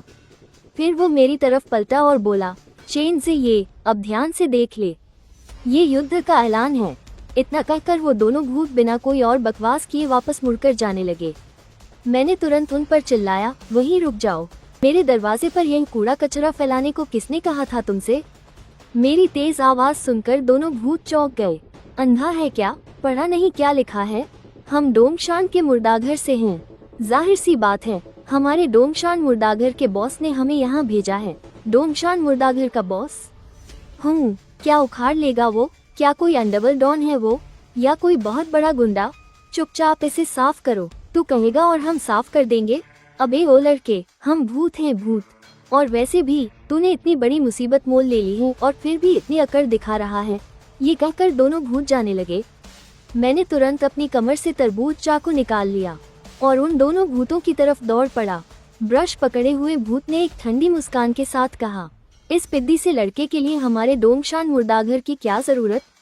आज रात तो मैं ही इसे तड़पा तड़पा कर मार डालूंगा। ये कहते ही उसने जोर से एक गहरी सांस खींची और पल भर में उस भूत का सिर गुब्बारे की तरह फूल गया। अगले ही पल उसने जोर से फूंक मारी और एक बर्फीली खौफनाक हवा चीखते हुए मेरी तरफ बढ़ने लगी। मैंने गुस्से से कहा और अपने चाकू को कसकर पकड़ लिया। खत्म हो जा। मैंने अपनी पूरी ऊर्जा को इकट्ठा किया और एक जोरदार वार किया। मेरी तरफ आती हुई वो खौफनाक हवा तुरंत 2 हिस्सों में कट गई और मेरे दोनों तरफ से होकर गुजर गई। लगता है तुझ में कुछ दम है, तो अब इसका मजा चख। ये कहकर उसने अचानक अपना भयानक भूतिया पंजा मेरी तरफ बढ़ा दिया। वो पंजा लगातार लंबा होता गया और मुझे पकड़ने के लिए आगे बढ़ा। मैंने तुरंत अपना चाकू हवा में घुमाया और वार कर दिया। खचाक, और उस भूत की एक दर्दनाक चीख निकल गई। उसका लंबा पंजा कटकर जमीन पर गिर गया और काले धुएं में बदल गया। मैंने झपटकर आगे कदम बढ़ाया और उस कटे हाथ वाले भूत को जोरदार लात मारकर हवा में उड़ा दिया। ये देखकर दूसरा भूत डर के मारे पीछे हट गया, लेकिन फिर उसने भी अपने पंजे हवा में लहराते हुए मुझ पर हमला कर दिया। मेरा बड़ा चाकू सीधा नीचे की तरफ चला। मैंने उसकी तरफ आती हुई सारी भूतिया ऊर्जा को बीच से चीर कर रख दिया और अगले ही पल मैं सीधा उस भूत के ठीक सामने खड़ा था। वो भूत बुरी तरह से घबरा गया और डर के मारे उसने अपने दोनों हाथ पीछे छिपा लिए। तू मेरे पास मत आना, मैं डोंगशान के कब्रिस्तान का भूत हूँ। ये सुनकर मेरी एक व्यंग्यात्मक हंसी निकल गई। तू यमराज का अपना खासम खास भूत ही क्यों न हो, मुझे क्या? मेरे दरवाजे पर फालतू की चित्रकारी करेगा तो पिटेगा ही। अब चुपचाप मेरे दरवाजे पर लिखी ये बकवास साफ कर दे, वरना तुम दोनों का नामो निशान मिटा दूंगा। वैसे नामो निशान मिटाने वाली बात तो बस डराने के लिए थी, असल मजा तो इन्हें पैसों में बदलने में है। मेरे लिए ये कोई 2 भूत थोड़ी हैं, ये तो चलते फिरते 20,000 रुपये हैं। मेरा ये खूंखार रूप देखकर उन दोनों भूतों की सिट्टी पिट्टी गुम हो गई। वो बेचारे रोनी सूरत बनाकर दरवाजे के पास गए और उसे रगड़ रगड़ कर साफ करने लगे। पूरा साफ करने के बाद उन दोनों ने मेरी तरफ देखा। उनके चेहरे से लग रहा था कि काम हो गया है। मैंने अपनी भौहें सिकोड़ी और उस बिखरे हुए कमरे की तरफ इशारा करते हुए कहा, अंदर भी साफ करो। वो दोनों भूत एकदम चौंक गए और जल्दी से बोले, अरे अंदर का कबाड़ा हमने नहीं किया है, हम तो अभी अंदर गए भी नहीं। मैंने कहा, मैंने कब कहा कि तुमने गंदा किया है? मैं तो बस ये कह रहा हूँ कि चुपचाप इसे साफ कर दो। मेरी बात सुनते ही उन दोनों भूतों को रोना आ गया। वो तो यहाँ बड़ी चौड़ में मुझे चुनौती देने आए थे, लेकिन बेइज्जती हुई सो अलग, जमकर कुटाई भी हो गई और फिर मजबूरी में दरवाजा भी साफ करना पड़ा। और अब तो उन्हें मुफ्त के मजदूरों की तरह कमरे में झाड़ू पोछा भी लगाना पड़ रहा था। अगर ये बात बाहर फैल गई तो बॉस भी सदमे में आ जाएगा और बाकी भूत भी फूट फूट कर रोएंगे। सारे राक्षस और भूत प्रेत शर्म से पानी पानी हो जाएंगे। लेकिन क्या अब उनके पास कोई और रास्ता था? जब सफाई का काम खत्म हो गया तो मैं बहुत खुश था। काम तो ठीक ही किया था, बस कोनों में थोड़ी कसर रह गई थी। एक भूत ने डरते हुए पूछा, कमरा साफ हो गया है, क्या अब हम जा सकते हैं? जाना है? जरा रुको, मैं तुम्हें छोड़ने के लिए किसी को बुलाता हूँ। दोनों भूत हैरान रह गए। क्या हमें छोड़ने के लिए कोई आएगा? अरे इसकी क्या जरूरत है, चिंता मत करो, मैंने तुम्हारे लिए एकदम वीआईपी इंतजाम किया है। ये कहते हुए मैंने अपना फोन निकाला और स्पिरिट पुलिस को कॉल लगा दी। हेलो, क्या ये 110 है? हाँ सुनिए, मेरे पास यहाँ 2 भूत हैं, जरा एक बार यहाँ आ जाइए। मैंने फोन काटा और उन भूतों से कहा, घबराओ मत, बस थोड़ी देर में तुम्हें लेने गाड़ी आ जाएगी। एक पल के लिए तो वो दोनों भूत सच में भावुक हो गए। वो सोचने लगे, ये लड़का इतना भी बुरा नहीं है, दिल का अच्छा है। कुछ ही देर में बाहर एक पुलिस की गाड़ी आकर रुकी। महिला स्पिरिट पुलिस ऑफिसर जिन ये अपने कुछ साथियों के साथ अंदर आई। उसके हाथ में 20,000 रुपये थे। बॉस, आपका काम करने का तरीका तो बहुत ही तेज है। अब उन दोनों भूतों के तो होश ही उड़ गए। वो खाली नजरों से मेरी तरफ देखते रह गए। क्या तुम हमें जेल भेज रहे हो? मैंने कहा, और नहीं तो क्या तुम्हें पढ़ने के लिए कॉलेज भेजूं? दोनों भूतों ने एक दूसरे को देखा। ये सब उनके लिए बहुत ही बड़ा झटका था। महिला पुलिस ने बिना किसी बकवास के उन दोनों भूतों को गाड़ी में बैठा लिया। जाते जाते उन दोनों भूतों ने मुझे बहुत ही गुस्से से घूरा। उस चुनौती वाली बात को मत भूलना। कल रात डोंगशान के कब्रिस्तान में हमारे बॉस और दुल्हन चुड़ैल तुम्हारा इंतजार कर रहे होंगे। ये सुनकर मुझे हंसी आ गई।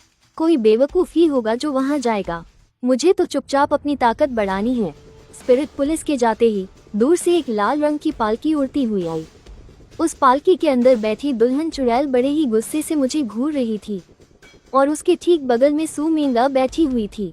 सू मेंगा का चेहरा डर से पीला पड़ चुका था और वो बहुत ही बेचारी बनकर मेरी तरफ देख रही थी। तभी उस दुल्हन चुड़ैल ने जहरीली आवाज में मुझे धमकी देते हुए कहा, मैं इस लड़की को डोंगशान के कब्रिस्तान ले जा रही हूँ। अगर तू कल रात वहाँ नहीं आया तो मैं इसकी जान ले लूंगी। इतना कहने के बाद वो लाल पालकी हवा में उड़ते हुए पल भर में गायब हो गई। हवा में बस उस दुल्हन चुड़ैल की खौफनाक हंसी गूंज रही थी और मेरा चेहरा गुस्से से लाल हो चुका था। मैं भी तो देखूं कि ये दांगशान कब्रिस्तान आखिर कितना तीसमारखा बनता है। ये कहते हुए मैंने स्पिरिट पुलिस ऑफिसर जिंगे को फोन मिलाया। मुझे कुछ बारूद का जुगाड़ करके दो, जितना ज्यादा हो सके उतना। पैसे की कोई परवाह नहीं है। जिंगे ने हामी भरी और फोन काट दिया। रात भर साधना करने के बाद मेरी शक्तियों में और इजाफा हो गया था। तभी जिंगे ने दरवाजा खटखटाया। वो बारूद ले आई थी, पूरे 2000 किलो से भी ज्यादा का माल। उसने पीछे खड़े एक छोटे ट्रक की तरफ इशारा किया। कल उसने मुझसे ये नहीं पूछा था कि मुझे इतने बारूद का क्या करना है, लेकिन अब वो अपनी उत्सुकता रोक नहीं पाई और पूछ ही बैठी, हीरो, आपको इतने सारे बारूद की क्या जरूरत पड़ गई? मेरे चेहरे पर एक कुटिल मुस्कान आ गई। मैं दांगशान कब्रिस्तान को बम से उड़ाकर खाक में मिलाने वाला हूँ। इन भूत प्रेतों को भी तो पता चले कि मुझे धमकी देने का क्या अंजाम होता है। ये सुनकर जिन ये पूरी तरह सन्न रह गई। बम से भूतों को उड़ाना, ये तरकीब पहले किसी के दिमाग में क्यों नहीं आई? सच में बड़े लोगों की सोच ही अलग होती है। हाँ, वैसे दांगशान कब्रिस्तान ने आपके खिलाफ जो जंग का ऐलान किया है ना, ये बात हाईचेंग की पूरी स्पिरिट दुनिया में आग की तरह फैल गई है। पक्का ये उसी कब्रिस्तान वालों की जानबूझकर रची गई चाल है। वो लोग अपना भौकाल बनाना चाहते हैं ताकि हाईचेंग की स्पिरिट दुनिया में उनका खौफ और बढ़ जाए। ये भूत तो बड़े शातिर निकले। दांगशान कब्रिस्तान। मैंने चारों ओर नजर दौड़ाई और एक खूंखार मुस्कान मेरे होठों पर आ गई। मुझे धमकी दी है ना, मैं उन्हें पछताने तक की मोहलत नहीं दूंगा। ये कहते हुए मैंने ट्रक से एक फावड़ा निकाला और धीरे धीरे उस कब्रिस्तान की तरफ बढ़ने लगा। तपती धूप में मैंने वहां एक के बाद एक कई गहरे गड्ढे खोद डाले और उनमें बारूद के बक्से भर दिए। सारी तैयारी मुकम्मल होने के बाद मैं एक खाली जगह देखकर पालथी मारकर बैठ गया और फिर से अपनी साधना में लीन हो गया। समय का एक एक पल बीतता जा रहा था। जब अंधेरा घिरने लगा तो वहां कुछ गाड़ियां आकर रुकी। स्पिरिट पुलिस के अलावा वहां एक महिला रिपोर्टर भी आई थी। नमस्कार दोस्तों, पैरानॉर्मल चैनल के लाइव ब्रॉडकास्ट में आपका स्वागत है। कल रात हमें ये खबर मिली थी कि दांगशान कब्रिस्तान के भूतों ने हमारे एक रहस्यमय साधक को खुली चुनौती दी है। हम इस वक्त दांगशान कब्रिस्तान में ही मौजूद हैं और स्पिरिट पुलिस की सुरक्षा के बीच हम आपको इस खौफनाक मुकाबले का सीधा प्रसारण दिखाएंगे। आसमान में अब पूरी तरह से अंधेरा छा चुका था। चारों तरफ बर्फीली हवाएं सनसना रही थीं और एक मनहूस साया मंडरा रहा था। माहौल रोंगटे खड़े कर देने वाला था। मैं धीरे से खड़ा हुआ, अपनी कमर से धारदार रामपुरी निकाली और दहाड़ते हुए बोला, दांगशान कब्रिस्तान के जोकरों, बाहर निकलो और मार खाओ। मेरी उस खौफनाक दहाड़ के गूंजते ही पूरा हाईचेंग शहर सन्न रह गया। दांगशान कब्रिस्तान के ये भूत हमेशा से आजाद और बेलगाम रहे थे। बाहर जाकर लोगों को डराना, बुरे काम करना, ये उनकी फितरत थी। भला उनसे कौन नहीं डरता? यहाँ तक कि स्पिरिट पुलिस भी, जब तक की बात हद से ना गुजर जाए, बिना सोचे समझे इस कब्रिस्तान में आकर उनसे पंगा नहीं लेती थी। और यहाँ एक इंसान था जो न सिर्फ उनसे बेखौफ था बल्कि उनकी चुनौती स्वीकार करके सीधे उनके गढ़ में आ धमका था। ये नज़ारा देखकर सबको यही लग रहा था कि ये बेवकूफ़ी सीधे तौर पर अपनी मौत को दावत देने जैसी है। और ठीक उसी पल कब्रिस्तान की काली ऊर्जा अचानक से कई गुना बढ़ गई। अगले ही पल कई परछाइयां तेजी से फड़फड़ाईं। देखते ही देखते वहां चारों तरफ खौफनाक और भयानक चेहरों वाले अनगिनत भूत प्रकट हो गए। ये डरावना नज़ारा देखकर दूर खड़ी स्पिरिट पुलिस के जवानों के चेहरों की हवाएं उड़ गईं। इतने सारे भूत, ये तो ऐसा था जैसे कुछ मामूली पुलिस वाले किसी गुंडों की फौज के सामने खड़े हों। अकेले लड़ने में तो कोई दिक्कत नहीं थी, लेकिन उनकी तादाद बहुत ज्यादा थी। मैंने वहां प्रकट हुए उन सैकड़ों अजीबोगरीब भूतों की तरफ देखा और त्योरियां चढ़ाकर बोला, लावारिस लाशों के भूत होना। तभी तो शक्ल से एक भी ढंग का नहीं दिख रहा। मेरे ये अल्फाज सुनते ही पूरे कब्रिस्तान में सन्नाटा छा गया। हवा मानो जम सी गई, एक बेहद खौफनाक खामोशी। मेरी ये बात किसी के जख्मों को सरेआम कुरेदने जैसी थी, क्योंकि सदियों से इस लावारिस कब्रिस्तान में दफनाए गए भूतों का अतीत बहुत ही दर्दनाक और दयनीय रहा था। इसलिए मेरी बात ने सिर्फ उनके जख्मों को कुरेदा ही नहीं था, बल्कि उनके उन जख्मों को छीलकर उन पर नमक छिड़ककर उंगली डालकर पूछा था कि दर्द हो रहा है क्या। मेरी इन बातों ने वहां मौजूद हर एक भूत के खून में उबाल ला दिया। अब पीछे हटने का कोई रास्ता नहीं बचा था। जैसे ही वो भूतों का झुंड गुस्से में मुझ पर झपटने वाला था, दूर से एक डोली हवा में तैरती हुई आई और जमीन पर आकर टिक गई। लाल जोड़े में सजी एक चुड़ैल मुझे घूर रही थी। उसके बगल में सू मेंगा को रस्सियों से बांधकर रखा गया था। उसे देखकर लग रहा था कि उसे कोई चोट नहीं आई है, लेकिन उसका चेहरा उतरा हुआ था। शायद वो बहुत डरी हुई थी। तुम्हारी यहाँ आने की हिम्मत हो ही गई, मैंने व्यंग्य से हंसते हुए कहा। तुम्हें तो पता ही है कि मैं कितना तगड़ा हूँ, फिर मैं भला क्यों नहीं आता। लाल जोड़े वाली चुड़ैल का चेहरा शर्म और गुस्से से लाल हो गया। वो बोली, तो फिर मरने के लिए तैयार हो जा। मुझे नहीं लगा था कि तू मुझ पर इतना फिदा होगा। क्यों, मेरे बिना रहा नहीं जाता क्या, जो मुझे मारकर अपने पास रखना चाहती हो। मैंने आग में घी डालते हुए ऐसे अंदाज में कहा जिससे कोई भी कुछ और ही मतलब निकाल ले। मेरी इन बातों ने सबको उलझन में डाल दिया। ऐसा लग रहा था जैसे कोई 18+ वाला राज छुपा हो। पैरानॉर्मल चैनल के लाइव स्ट्रीम का चैट बॉक्स अचानक से फट पड़ा। सच में इसे ऐसे ही खूंखार गुंडा नहीं कहते। लाल जोड़े वाली इस चुड़ैल का मिडनाइट गुंडे के प्रति जो रवैया है, उसे देखकर तो यही लगता है कि हमारे गुंडे भाई ने इसके साथ कुछ ऐसा वैसा कर दिया है। बाप रे बाप, मुझे नहीं पता था कि यहाँ निंग साइचेन जैसा भूतनियों से इश्क लड़ाने वाला कोई तगड़ा आशिक मौजूद है। और उसी वक्त वो लाल जोड़े वाली चुड़ैल भड़क उठी। थू, एक बार तेरा काम तमाम हो जाने दे, फिर तेरी रूह के ऐसे टुकड़े करूंगी कि तू भूत बनने के लायक भी नहीं रहेगा। यहाँ इतने सारे भूत मौजूद हैं, तुझे क्या लगता है कि मैं अब भी तुझसे डरूंगी। तो इसका मतलब है कि बातचीत से कोई हल नहीं निकलेगा।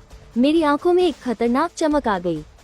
उधर चुड़ैल चिल्लाई, बकवास बंद कर, हमला करो, इसे मार डालो और इसकी रूह को नोच डालो। इसे किसी भी कीमत पर भूत मत बनने देना। वो लाल जोड़े वाली चुड़ैल ये बात बहुत अच्छे से जानती थी कि अगर इस थरकी और कमीने इंसान को भूत बनने का मौका मिल गया और उसे थोड़ा सा भी संभलने का वक्त मिल गया, तो वो यहाँ मौजूद किसी भी भूत से कई गुना ज्यादा खूंखार दरिंदा बन जाएगा। इसलिए इसके मरते ही इसे तुरंत राख में मिलाना जरूरी था, वरना फिर तो समझो सबका खेल ही खत्म। लाल जोड़े वाली चुड़ैल का आदेश मिलते ही उस कब्रिस्तान के सारे भटकते भूत प्रेत तुरंत मेरी तरफ झपट पड़े। ये नज़ारा देखकर दूर खड़े पैरानॉर्मल पुलिस वालों की तो जैसे जान ही सूख गई, लेकिन मेरे चेहरे पर कोई खौफ नहीं था। मैंने बड़े आराम से अपने हाथ में पकड़े तरबूज काटने वाले चाकू को कसकर पकड़ा और ठंडे दिमाग से कहा, मैं तुम सबको आखिरी मौका दे रहा हूँ, लोगों को छोड़ दो और मुझसे माफी मांग लो। मैं मान लूंगा कि यहाँ कुछ हुआ ही नहीं था। मेरी ये बात सुनकर कब्रिस्तान के उन भूतों को लगा कि मैं पागल हो गया हूँ। बाप रे, सैकड़ों भूत उसकी जान लेने पर तुले हैं और ये पागल ऐसी बातें कर रहा है। जिसे सच न पता हो उसे तो यही लगेगा कि सैकड़ों भूत नहीं, बल्कि वो अकेला सैकड़ों भूतों पर भारी पड़ रहा है। इसलिए भूतों की उस फौज ने मेरी धमकी को पूरी तरह से इग्नोर कर दिया और वो चीखते हुए मेरी तरफ बढ़ते रहे। मैं मुस्कुराया। लगता है आज रात की इनामी रकम तो मुझे लेनी ही पड़ेगी। इतना कहते ही मैंने अपने बाएं हाथ से पैंट की जेब में रखे डेटोनेटर को छुआ और उसके कुछ बटन दबा दिए और अगले ही पल बूम बूम बूम कुछ बहुत ही खौफनाक धमाकों की आवाज गूंज उठी। पूर्वी पहाड़ी के उस कब्रिस्तान में, उस उभरी हुई पहाड़ी के बिल्कुल बीचों बीच एक के बाद एक कई धमाके हुए। धूल के गुबार के साथ साथ कई पुरानी और सूखी हड्डियां भी हवा में उछलने लगीं। धमाके की ताकत इतनी भयंकर थी कि कुछ हड्डियां तो वहीं पर चूर चूर हो गईं। उसी वक्त कम से कम 10 से 12 भूत एक साथ दर्द से चीख पड़े। जाहिर सी बात थी, उनकी हड्डियां टूट गई थी, जिसका सीधा असर उनकी रूहों पर पड़ रहा था। बाकी के बचे हुए सारे भूत तो जैसे सन रह गए थे। वे फटी फटी आंखों से बस उस धमाके वाली जगह को देख रहे थे। उस भयानक ताकत ने इन खौफनाक भूतों की भी रूह कंपा दी थी और उन्हें डरा कर रख दिया था। फिर उन सारे भूतों ने अपनी गर्दन घुमाई और मेरी तरफ देखा। हरामजादा, उन्होंने सपने में भी नहीं सोचा था कि ये लॉन्डो उन पर ऐसे फिजिकल अटैक कर देगा। लाल डोली में बैठी वो चुड़ैल भी पूरी तरह से चकरा गई थी। कमीने, तुझे यहाँ लड़ने के लिए बुलाया था और तू कब्रें उड़ाने आ गया। ये तो बेईमानी है भाई, मैंने ही करके हंसते हुए कहा। क्या हुआ, मजा आ रहा है ना, थ्रिल मिल रहा है? ऐसे डेटोनेटर मेरे पास 10 और पड़े हैं। कोई जल्दबाजी मत करो, सब लाइन में लग जाओ। अब देखना मैं कैसे एक एक करके धमाके करता हूँ। किसी न किसी धमाके में तुम्हारी हड्डियां भी बाहर आ ही जाएंगी। मेरी इस पागलपन भरी हरकत ने वहां मौजूद सारे भूतों का दिमाग सुन्न कर दिया था। वे घूर कर बस मुझे ही देखे जा रहे थे। उस पल उन सबके दिमाग में बस एक ही बात चल रही थी, ये इंसान है या कोई साक्षात शैतान? भूतों से लड़ने आया है और कमीना हम पर बमों से फिजिकल अटैक कर रहा है। ये कोई इंसान कर भी कैसे सकता है? इस वक्त उन भटकती रूहों को कुछ समझ नहीं आ रहा था कि अब आगे क्या किया जाए। आखिरकार उनकी हड्डियों पर जो खतरा मंडरा रहा था, और ये कोई छोटी बात नहीं थी। हड्डियां ही तो उनकी ताकत की जड़ होती हैं। अगर उन्हें थोड़ा सा भी नुकसान पहुंचा तो सीधे उनकी रूह को तड़प सहनी पड़ेगी। तभी उन भूतों की भीड़ में से सफेद बालों वाला एक बूढ़ा भूत बाहर निकल कर आया। उसके शरीर से एक बहुत ही भयानक और ताकतवर काली ऊर्जा निकल रही थी। साफ पता चल रहा था कि वो कोई बहुत ही खतरनाक भूत है। उसने मेरी तरफ देखा और बोला, छोकरे, तू पहला ऐसा इंसान है जो हम भूतों से लड़ने के लिए बम लेकर आया है। सच कहूँ तो हम इस चीज के लिए बिल्कुल भी तैयार नहीं थे। मैंने नाक भान से कोड़ते हुए कहा, कौन हो बे तुम? वो बोला, मैं इस कब्रिस्तान का बॉस हूँ। उस सफेद बालों वाले बूढ़े भूत ने लाल पालकी में बैठी दुल्हन की पोशाक वाली चुड़ैल की तरफ इशारा किया और बोला, ये मेरी पोती है। अच्छा, तो तभी तुमने पूरे कब्रिस्तान को इसके लिए पंगे लेने बुला लिया। ऐ बूढ़े भूत, अब फालतू की बकवास बंद कर। मैं तुम्हारे इस पूरे कब्रिस्तान को बम से उड़ाने वाला हूँ। मैं हमेशा की तरह बेखौफ था। उस बूढ़े भूत को साफ तौर पर उन कंकालों की फिक्र सता रही थी। उसने घबराकर चिल्लाते हुए कहा, अरे रुको नौजवान, जो भी कहो, तुमने ही मेरी पोती को परेशान किया था, जिससे हमारे डोमशान कब्रिस्तान की बहुत बेइज्जती हुई है। लेकिन ऐसा नहीं है कि इस मसले को सुलझाया नहीं जा सकता। एक काम करते हैं, थोड़ा तुम झुक जाओ, थोड़ा हम। तुम घुटनों पर बैठकर मेरी पोती से माफी मांग लो, फिर ये बात यहीं खत्म। और फिर हमारा डोमशान कब्रिस्तान भी इस बात को आगे नहीं बढ़ाएगा। इससे ये भी साबित हो जाएगा कि हमारा डोमशान कब्रिस्तान कितना बड़े दिल वाला है। बोलो, क्या कहते हो? उस बूढ़े भूत के इतना कहने के बाद मैं बस उसे घूरता रहा। चारों तरफ सन्नाटा छा गया। मेरे इस तरह घूरने से उस बूढ़े भूत की भी सिट्टी पिट्टी गुम होने लगी। वो हकलाते हुए बोला, नौजवान। तभी एक जोरदार धमाका हुआ। मैंने विस्फोटकों से भरा एक बक्सा उड़ा दिया था। उस भयंकर धमाके ने जमीन में एक बहुत बड़ा गड्ढा कर दिया। धूल के गुबार के साथ अनगिनत कंकाल चूर चूर होकर हवा में उड़ने लगे। अपनी अपनी हड्डियों को फिर से नुकसान पहुंचने की वजह से 10-12 भूतों के वजूद पर भी बुरा असर पड़ा। वहां मौजूद सारे भूत एक बार फिर दहशत से कांप उठे। दूर खड़े स्पिरिट पुलिस वाले भी ये देखकर हक्के बक्के रह गए। वहीं दूसरी तरफ उस भूतिया घटना की लाइव स्ट्रीम में कमेंट सेक्शन में गैंगस्टर भाई ओपी के मैसेजेस की बाढ़ आ गई थी। और ठीक उसी वक्त उस बूढ़े भूत का चेहरा पीला पड़ गया। उसने घबराते हुए मुझसे कहा, नौजवान, हम बैठकर बात कर सकते हैं। जज्बाती मत हो यार। मैंने कहा, अबे बात करने गया तेरा बाप। तू चाहता है कि मैं तुम्हारे सामने घुटने टेकूं? सोच भी कैसे लिया तूने? हालात देख अंधे, मैंने तुम सबको बमों से घेर रखा है। देखने वाले को तो यही लगेगा कि शायद तुमने मुझे बमों से घेर रखा है और तू मुझसे शर्तें मनवा रहा है। तेरी औकात ही क्या है जो मैं तेरे सामने घुटने टेकूं?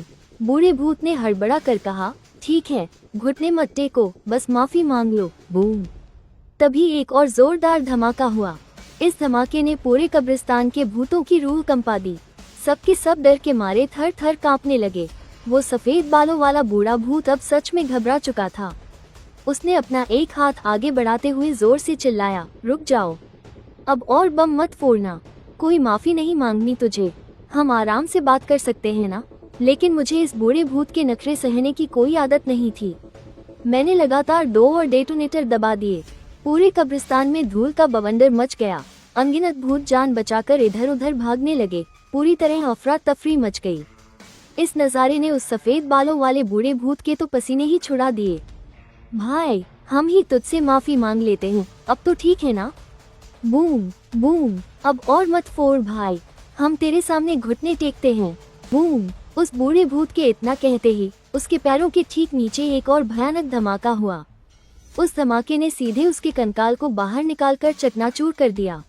वो बूढ़ा भूत दर्द से चीख पड़ा। उसके शरीर की काली भूतिया ऊर्जा पूरी तरह से बेकाबू हो गई।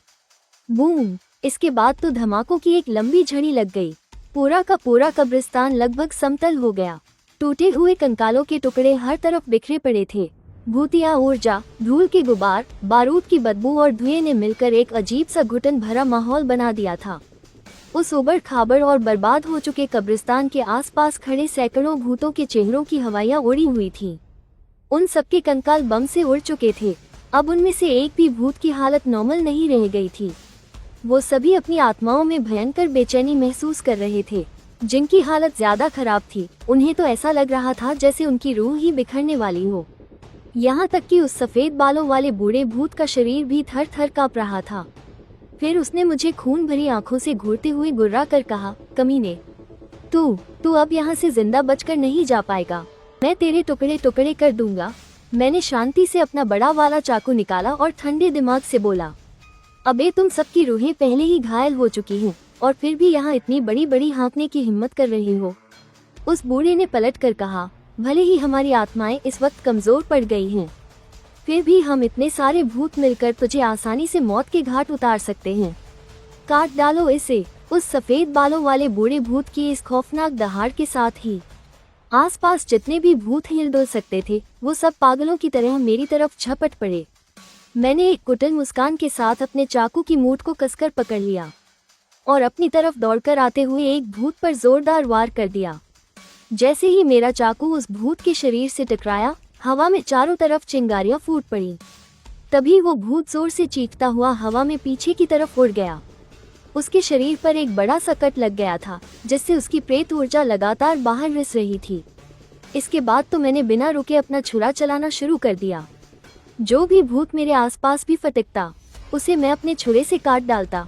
अगर ये भूत किसी तांत्रिक से लड़ रहे होते, तो भले ही अभी उनकी हालत कितनी भी खस्ता क्यों न हो, उन्हें जादू टोने से हराने में पसीने छूट जाते। लेकिन मैं तो सीधा अपना हथियार चला रहा था। इसमें तो बस मेरी थोड़ी सी शारीरिक ताकत ही खर्च हो रही थी। वो भूत, जिनकी आत्माएं पहले से ही घायल थीं, वो एकदम मरे हुए लोगों की तरह मुझ पर झपट रहे थे। मुझे किसी भी तरह का कोई जादू टोना इस्तेमाल करने की जरूरत ही नहीं पड़ रही थी। मुझे बस अपना हाथ घुमाना था। एक वार और एक भूत सीधा खल्लास। काम भी एकदम फटाफट हो रहा था और मुझे कोई टेंशन भी नहीं हो रही थी। ये नज़ारा देखकर कुछ ही दूरी पर खड़े स्पिरिट पुलिस के अफसर एकदम हक्के बक्के रह गए। ये कोई भूतों की लड़ाई थोड़ी ना लग रही थी, ये तो साफ साफ गली के गुंडों वाले गैंग वॉर जैसा लग रहा था। और वो भी कितने मजे से। जिन ये ने भी डर के मारे अपना थूक गटकते हुए कहा, अच्छा तो भूतों की ऐसे भी कुटाई की जा सकती है। भाई, ये तो सच में कोई नया ही तरीका मिल गया है। मानना पड़ेगा बॉस सीए को। और जहाँ एक तरफ सब लोग भौचक के खड़े थे, वहीं दूसरी तरफ कब्रिस्तान के वो भूत मार खा खाकर डर के मारे दुबकते जा रहे थे। बम के धमाके से उनकी हड्डियां पहले ही चकनाचूर हो गई थी, जिससे उनकी आत्माएं कुछ समय के लिए काफी कमजोर पड़ गई थी। इसलिए भले ही वो फुफकारते हुए मुझ पर झपट रहे थे, लेकिन सच कहूँ तो उनके वार मुझे एक खरोंच तक नहीं पहुंचा पा रहे थे। और ऊपर से मेरे हाथ में जो छुरा था उस पर शक्तिशाली और जादुई मंत्र खुदे हुए थे। और इसके साथ ही मैं फुल फॉर्म में था, एकदम खूंखार। एक वार और एक भूत सीधा खत्म। पलक झपकते ही मैंने आधे से ज्यादा भूतों को जमीन पर सुला दिया था। बस फिर क्या था, अपने हाथ में तरबूज काटने वाला वो बड़ा सा चाकू पकड़े अपनी अंदरूनी ताकत को इकट्ठा करते हुए मैंने कब्रिस्तान के पूर्वी कोने से लेकर पश्चिमी कोने तक भूतों को गाजर मूली की तरह काटना शुरू कर दिया। इस बीच मैंने एक बार भी पलक नहीं झपकाई और मजे की बात तो ये है कि मेरी आंखें जरा भी नहीं थकी। देखते ही देखते अनगिनत भूत जमीन पर गिरकर दर्द से तड़पने और कराहने लगे। उनकी हड्डियां तो बम से पहले ही उड़ चुकी थी और अब वो सब मेरे चाकू से भी बुरी तरह कट फट चुके थे। यहाँ तक कि जब वो सफेद बालों वाला खूसट भूत भी पागलों की तरह मुझ पर झपटा तो मैंने उसका भी एक हाथ लगभग काट ही दिया था। वैसे देखा जाए तो वो सफेद बालों वाला बूढ़ा भूत असल में बहुत ताकतवर था, लेकिन उसकी हड्डियों का कबाड़ा हो चुका था और वो अब एकदम कमजोर हो गया था। भला वो मेरा क्या ही उखाड़ लेता। मेरे एक ही वार से घायल होकर वो जमीन पर गिर पड़ा और दर्द से बुरी तरह चीखने लगा। और जब उसने सिर उठाकर मेरी तरफ देखा तो उसकी आंखों में साफ साफ पछतावा झलक रहा था। सोच रहा होगा, अगर पता होता कि ऐसे खूंखार दरिंदे से पंगा ले रहा हूँ तो मैं कभी जंग का ऐलान नहीं करता। अब भूख तो हड्डियां चकनाचूर हो गई और आत्मा को चाकू की मार खानी पड़ रही है। जल्द ही 100 से भी ज्यादा भूत बुरी तरह घायल होकर जमीन पर पड़े थे, एक भी नहीं बच पाया। धूल और धुआं छटने के बाद एक धुंधली सी परछाई नजर आई। वो कोई और नहीं बल्कि मैं ही था, हाथ में अपना चाकू लिए जोर जोर से हौंफ रहा था। अरे यार, मुझे तो थोड़ी थकान होने लगी है। दूर खड़े 10-12 स्पिरिट पुलिस वाले तो बस चक्कर खाकर बेहोश ही होने वाले थे। बाप रे बाप, एक अकेले बंदे ने 100 से भी ज्यादा भूतों को काट डाला और इतना बखेड़ा खड़ा करने के बाद कह रहा है कि उसे थोड़ी थकान हो रही है। क्या ये बंदा सच में कोई इंसान है भी?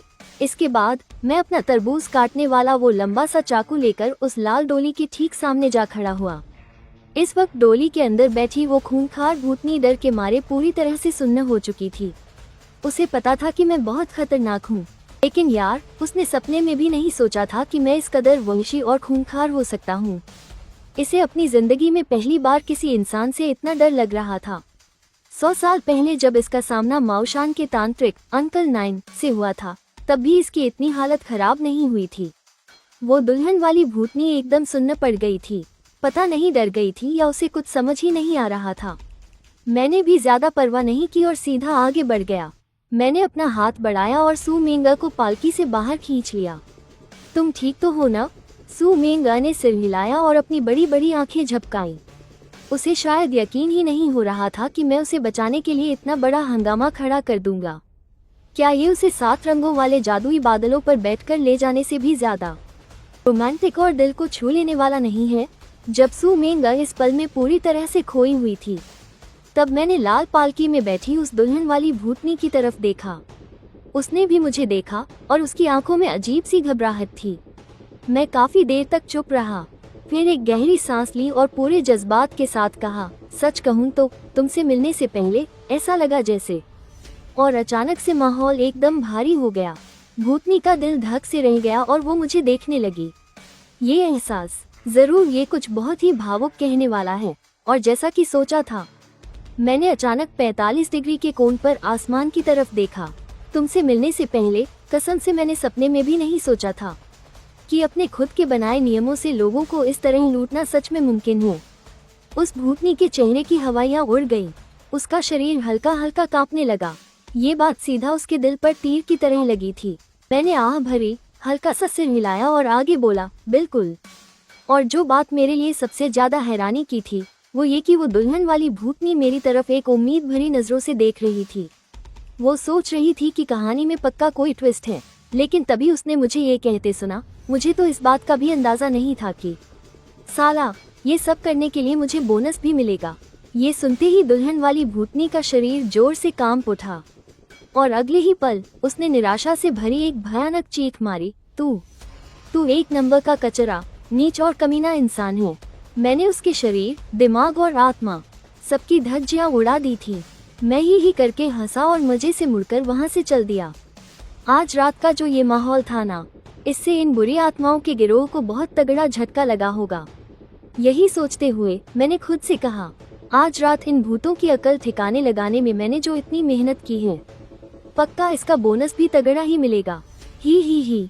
सू मेंग एकदम से चौंक गई। अरे ओ मिस्टर, तुम मुझे बचाने आए हो या साथ में अपना बोनस भी छापने की सोच रहे हो? मैंने कहा, जरा इसे ठीक कर लो, मैं यहाँ अपना बोनस कमाने आया था, तुम्हें तो बस रास्ते में बचा लिया। ये सुनकर सू मेंग के प्यारे से चेहरे के भाव एकदम सुन्न पड़ गए, लेकिन अगले ही पल वो हंसते हुए बोली, मुझे कोई परवाह नहीं, तुमने मेरी जान बचाई है ना, तो अब मैं जिंदगी भर तुम्हारा पीछा नहीं छोड़ने वाली। मैंने त्योरियां चदाई और उन भूतों की तरफ मुड़कर बोला, एक काम करो, तुम लोग इसे वापस पकड़ कर ले जाओ। इससे पहले कि सू मेंग डर के मारे कुछ बोलती, वो सारे भूत वहां से उल्टे पांव भाग खड़े हुए। भाई, एक बार इसे पकड़ा था तो इस आदमी ने पूरे कब्रिस्तान में बम फोड़ दिया और हम सारे भूतों को काट कर रख दिया। अब दोबारा इसे पकड़ने की गलती? साला, ये पक्का हमें फंसाने की कोई साजिश है। उन खौफदा भूतों की डरी हुई नजरों के बीच मैं उस कब्रिस्तान से निकलकर स्पिरिट पुलिस वालों के पास पहुंचा। वहां खड़े 10-12 स्पिरिट पुलिस वाले मुझे बड़ी इज्जत से देख रहे थे। महिला ऑफिसर जिन ये से तो रहा ही नहीं गया, वो तुरंत बोल पड़ी, आज रात तुमने इन भूतों की जो जबरदस्त धुलाई की है ना, मैं जाकर तुम्हारे लिए एक बढ़िया बोनस की अर्जी डालूंगी। कम से कम 1 लाख रुपये तो पक्के हैं, क्योंकि इस कब्रिस्तान के हर भूत ने कोई बुरे काम नहीं किए थे, इसलिए कुछ को गिरफ्तार नहीं किया जाएगा। और वैसे भी इनकी जो ऐसी बुरी हालत हुई है ना, वो इनके लिए सबसे बड़ी सजा है। मैंने बाहर से तो कोई खुशी नहीं दिखाई, लेकिन अंदर ही अंदर मैं खुशी से पागल हो रहा था। आज रात की ये लड़ाई तो बिल्कुल वसूल हो गई भाई। तो ठीक है, मैं बाकी का काम तुम पर छोड़ता हूँ, अब मैं बहुत थक गया हूँ, जा रहा हूँ सोने। ये कहते हुए मैंने एक बड़ी सी उबासी ली और सू मेंग के साथ वहाँ से निकल गया। बस 2 कदम ही चला था कि मैं अचानक पीछे मुड़ा और कब्रिस्तान के उन भूतों पर चिल्लाते हुए बोला, सुन लो, हालांकि मैंने तुम सबकी अच्छी तरह से कुटाई कर दी है, लेकिन आज रात जो भी हुआ, बेहतर यही होगा कि तुम लोग खुद मेरे दरवाजे पर आकर मुझसे माफी मांगो, वरना अंजाम सोच लेना। इतना कहकर मैं वहां से चौड़ी होकर निकल गया। वो सारे भूत गुस्से से उबल रहे थे, लेकिन किसी की भी कुछ बोलने की हिम्मत नहीं हुई। अगली रात मैंने अपना बड़ा वाला चाकू उठाया और कुछ और भूतों को लूटने के इरादे से घर से निकलने ही वाला था, लेकिन जैसे ही मैंने दरवाजा खोला, मैं तो एकदम सन्न रह गया। मैंने देखा कि घर के बाहर सैकड़ों की तादाद में भटकती आत्माएं और भूत घुटनों के बल बैठे थे, और ये सब कोई और नहीं, डोंगशान कब्रिस्तान वाले भूत ही थे। इनमें वो सफेद बालों वाला बुढ़ा भूत और वो दुल्हन वाली भूतनी भी शामिल थी। वो सब वहाँ घुटने टेके बैठे थे और किसी की भी मेरे खिलाफ आवाज उठाने की हिम्मत नहीं थी। साफ था कि इन भूतों को अब मामले की गंभीरता का अंदाजा हो गया था।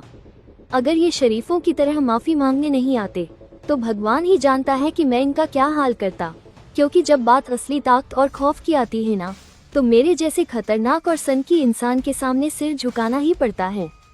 और मजे की बात ये थी कि इन भूतों के पीछे कई पुलिस की गाड़ियां भी खड़ी थीं। बहुत से स्पिरिट पुलिस वाले मुझे बड़ी हैरानी और इज्जत की नजरों से देख रहे थे। सिर्फ पुलिस वाले ही नहीं, थोड़ी ही दूरी पर कुछ तांत्रिक, साधु और भूत भगाने वाले पंडित भी खड़े थे। वो सब भी यहाँ का तमाशा देखने आए थे। आखिर कल रात का शो तो उनसे मिस हो गया था, लेकिन आज भूतों के यूं घुटने टेक कर माफी मांगने का नजारा वो कैसे छोड़ सकते थे। इस पूरे नजारे को देखकर हर कोई मेरा फैन हो गया था। भूतों से माफी मंगवाना, वो भी इतने सारे भूतों से, ये तो हाई चेंग शहर की भूतिया दुनिया की सबसे बड़ी और मजेदार खबर बन गई थी। मैंने अपने दोनों हाथ पीछे बांधे और बड़े ही शांत मगर रौबदार अंदाज में उन भूतों से बोला, क्यों बे, क्या चल रहा है? स्पिरिट पुलिस ने तुम लोगों को हवालात में नहीं डाला? ऐसा तो नहीं होना चाहिए। कम से कम तुम पर दंगा फसाद करने का केस तो ठोकना ही चाहिए था। उधर उस सफेद बालों वाले बूढ़े भूत ने मन ही मन सोचा, क्या वो लड़ाई थी? घंटा लड़ाई थी, हम तो बुरी तरह कुटे हैं। उसने कहा, आत्माओं की पुलिस ने हमारा नाम दर्ज कर लिया है, अब हम सबको थोड़ी बहुत तो जेल की हवा खानी ही पड़ेगी। उन्होंने हमें खास तौर पर तुम्हारे पास आने का एक मौका दिया है। कल रात तुमने ही तो कहा था ना कि आज आकर घुटनों के बल माफी मांगना। तब जाकर मुझे याद आया, चलो तुम्हारा रवैया ठीक है, खैर कोई बात नहीं, तुम लोग जा सकते हो। इतना सुनते ही वो सारे भूत खड़े हो गए और चुपचाप तमीज से पुलिस की गाड़ी में बैठ गए। उस दुल्हन वाली भूतनी ने उठने के बाद मुझे देखा तो उसकी आंखों में खौफ साफ नजर आ रहा था। उन भूतों को वहां से ले जाए जाने के बाद जिन ये एक कार्ड लेकर मेरे पास आई। ये कार्ड आत्माओं की पुलिस ने तुम्हारे लिए बनवाया है। इसमें 5 लाख रुपए हैं। ये तुम्हारी उस पूर्वी पहाड़ी वाले कब्रिस्तान का सफाया करने की इनाम की रकम है। मैंने पैसे रख लिए। अब इतनी बार ये सब हो चुका था कि मैं कुछ और दिखावा करने के मूड में नहीं था। जिया बॉस, हमारे पुलिस चीफ ने तुम्हारे लिए एक पैगाम भेजा है। उन्हें उम्मीद है कि तुम आगे भी ऐसा ही बेहतरीन काम करते रहोगे। मैंने सिर हिलाते हुए कहा, ठीक है। तो क्या अब मैं फिर से दुनिया में शांति बनाए रखने के मिशन पर निकल पड़ूं? ये सुनकर जिन ये मुस्कुरा दी। तुम अब बहुत मशहूर हो गए हो। जिया के गुंडे वाला तुम्हारा नाम अब हाई चेंग शहर की पूरी भूतों वाली दुनिया में फैल चुका है। सच में कल रात मैं बहुत थक गया था, इसलिए पूरा दिन सोता ही रहा। सिर्फ इतना ही नहीं, अब तो हमारे पुलिस विभाग ने अपने जादुई डंडों को हटाकर उनकी जगह तरबूज काटने वाले चाकुओं का इस्तेमाल करने का प्लान बनाना भी शुरू कर दिया है। लगता है कि उनसे ज्यादा तगड़ा वार होता है। ये कुछ ठीक नहीं लग रहा। पुलिस वाले सड़कों पर तरबूज काटने वाले चाकू लेकर भूतों को दौड़ा दौड़ा कर काटेंगे। क्या इससे लोगों पर गलत असर नहीं पड़ेगा? तुम्हारी बात में भी दम है। चलो ठीक है, तुम अपना काम करो।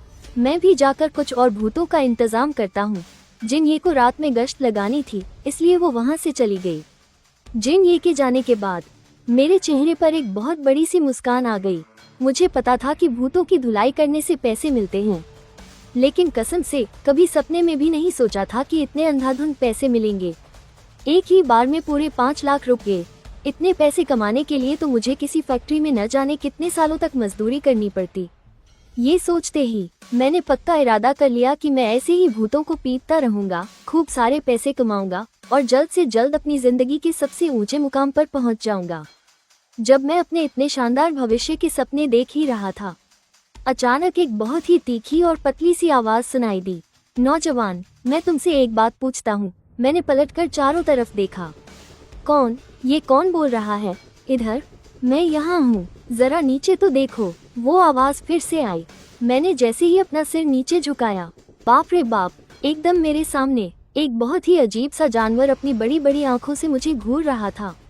अरे तेरी तो, तू कौन सी नस्ल की बिल्ली है बे? तेरी गर्दन इतनी लंबी कैसे है? वो जानवर एक पल के लिए चौंका और फिर उसके चेहरे पर एकदम इंसानों की तरह एक चिड़चिड़ाहट वाला भाव आ गया और फिर उसने अपना मुंह खोला और बिल्कुल इंसानों की तरह बोलते हुए कहा, तूने किसको बिल्ली कहा बे? बिल्ली होगा तू? क्या तेरी आंखें खराब हैं? मैं एक नेवला हूँ, पर तू तो एकदम बिल्ली जैसा दिख रहा है। सच कहूँ तो मैंने अपनी जिंदगी में पहली बार नेवला देखा है। नौजवान, मैं तुमसे एक सवाल पूछता हूँ और तुम्हें उसका जवाब देना ही पड़ेगा। ठीक है भाई, पूछ ले, पर पहले जरा पास तो आ। पास आकर पूछ। वो नेवला मेरे थोड़ा और करीब आ गया। थोड़ा और पास आओ। पीले नेवले ने कुछ कदम और आगे बढ़ाए। उसने मन ही मन सोचा, जवाब ही तो देना है, तो इतना पास क्यों बुला रहा है? अजीब बात है भाई, मैंने पहले सुना था कि जब हमारे कबीले के बड़े बुजुर्ग बाहर वरदान मांगने जाते थे तो सामने वाला चाहे कोई बड़ा तपस्वी ही क्यों न हो, वो भी पीले नेवले की इन बातों से घबराकर दूर ही भागता था। पर आज मैं कैसे इंसान से टकरा गया हूँ? मुझे देखकर भागा नहीं। चलो वो तो ठीक है, लेकिन इसे मेरे वरदान मांगने से भी डर नहीं लग रहा, उल्टे मुझे अपने पास बुला रहा है। यहाँ कुछ तो गड़बड़ है। इसलिए उसने थोड़ा और पास जाकर पूछा, नौजवान, तुम्हें क्या लगता है मैं किसके जैसा? मैंने उसकी बात बीच में ही काट दी। तुम पहले मेरे एक सवाल का जवाब दो। पीला नेवला सन रह गया। ये सच में बहुत अजीब था। सामने वाले के पास भी सवाल कैसे हो सकता है? तो पीले नेवले ने कहा, पहले मैं पूछूंगा। मैंने सिर हिलाया, बिल्कुल नहीं, वरना मैं तुम्हारे सवाल का जवाब नहीं दूंगा। तुम नशे में हो क्या? ठीक से देखा भी है कि मैं कौन हूँ? मैं महान नेवला देवता हूँ। तुम्हारी हिम्मत कैसे हुई मुझे धमकी देने की? खेल नहीं सकते तो भाड़ में जाओ। मैं तो चला। अरे रुको, वापस आओ। ठीक है, पहले तुम ही पूछ लो। तब मैंने पीछे मुड़कर पूछा, तुम्हें क्या लगता है मैं कोई शरीफ इंसान दिखता हूँ या कोई खूंखार डाकू? पीले नेवले ने मुझे ऊपर से नीचे तक घूरा। सच कहूँ तो तुम्हारे हाव भाव बिल्कुल किसी खूंखार डाकू जैसे ही लग रहे हैं। ठीक है, मैंने हामी भरते हुए सिर हिलाया। पीला नेवला हड़बड़ाते हुए बोला, चलो अब मेरी बारी। तो तुम्हें क्या लगता है मैं? अरे रुको, मेरा एक और सवाल है। सुना है कि स्पिरिट पुलिस स्टेशन में राक्षसों और भूतों को पकड़ने पर इनाम मिलता है। अगर मैं तुम्हें पकड़कर उन्हें सौंप दूं, तो क्या कोई इनाम मिलेगा? नेवले ने भौहें सिकुड़ी और गंभीरता से सोचा, शायद मिलेगा। मैं मुस्कुराया, चलो फिर ठीक है। उस वक्त तक उस नेवले को मामले की गंभीरता का अंदाजा ही नहीं था। वो अभी भी यही सोच रहा था कि मैं ऐसे अजीबोगरीब सवाल क्यों पूछ रहा हूँ। उसे क्या पता था कि मेरी नजरों में वो मेरा शिकार बन चुका है। वो नेवला बड़े ही भोलेपन से मुझसे बोला, तो अब मैं अपना सवाल पूछ सकता हूँ ना? बताओ, मैं तुम्हें किसी इंसान जैसा दिखता हूँ या भगवान जैसा? मैंने ही करके हंसते हुए कहा, मुझे तो तुम चलते फिरते 10,000 रुपये लग रहे हो। नेवला एकदम सन्न रह गया। इससे पहले कि वो कुछ समझ पाता, मैं अचानक एक कदम आगे बढ़ा और अपना बड़ा चाकू उस पर तानते हुए बोला, अब मैंने तुम्हें किडनैप कर लिया है। बेहतर होगा कि कोई चालाकी मत करना, वरना एक ही वार में। नेवले ने अपनी बड़ी बड़ी हैरान आंखों से मुझे घूरा। तुम ये क्या कर रहे हो? मुझे किडनैप कर रहे हो? और नहीं तो क्या, तुमने ही तो कहा था कि मैं किसी खूंखार डाकू जैसा दिखता हूँ। तो फिर किडनैप नहीं करूँगा तो और क्या करूँगा? मैं तो एक जादुई जीव हूँ। अरे नहीं, मैं तो महान नेवला बाबा हूँ। तुम्हारी मुझे किडनैप करने की हिम्मत कैसे हुई? भाड़ में जाए कि तुम कौन हो। कुल मिलाकर बात ये है कि आज तुम किडनैप हो चुके हो। बकवास बंद करो और मेरे साथ चलो, वरना मेरा ये चाकू चला तो तुम सीधे ऊपर पहुंच जाओगे। मैं इस नेवले के नखरे सहने के मूड में बिल्कुल नहीं था। वही वो नेवला सदमे और अविश्वास से भरी शक्ल बनाते हुए बोला, ये तो वैसा बिल्कुल नहीं है जैसा मैंने सोचा था। ऐसा क्यों नहीं हुआ कि मेरे आते ही इंसान डर के मारे पैंट में सुसु कर दे और गिड़गिड़ाने लगे? सबने तो कहा था कि इंसानों से वरदान मांगना बहुत आसान होता है। क्या वो सारी अच्छी बातें जो कबीले के बुजुर्गों ने मुझे बताई थी, वो सब झूठ थी? क्या इंसानों की दुनिया सच में इतनी खतरनाक है?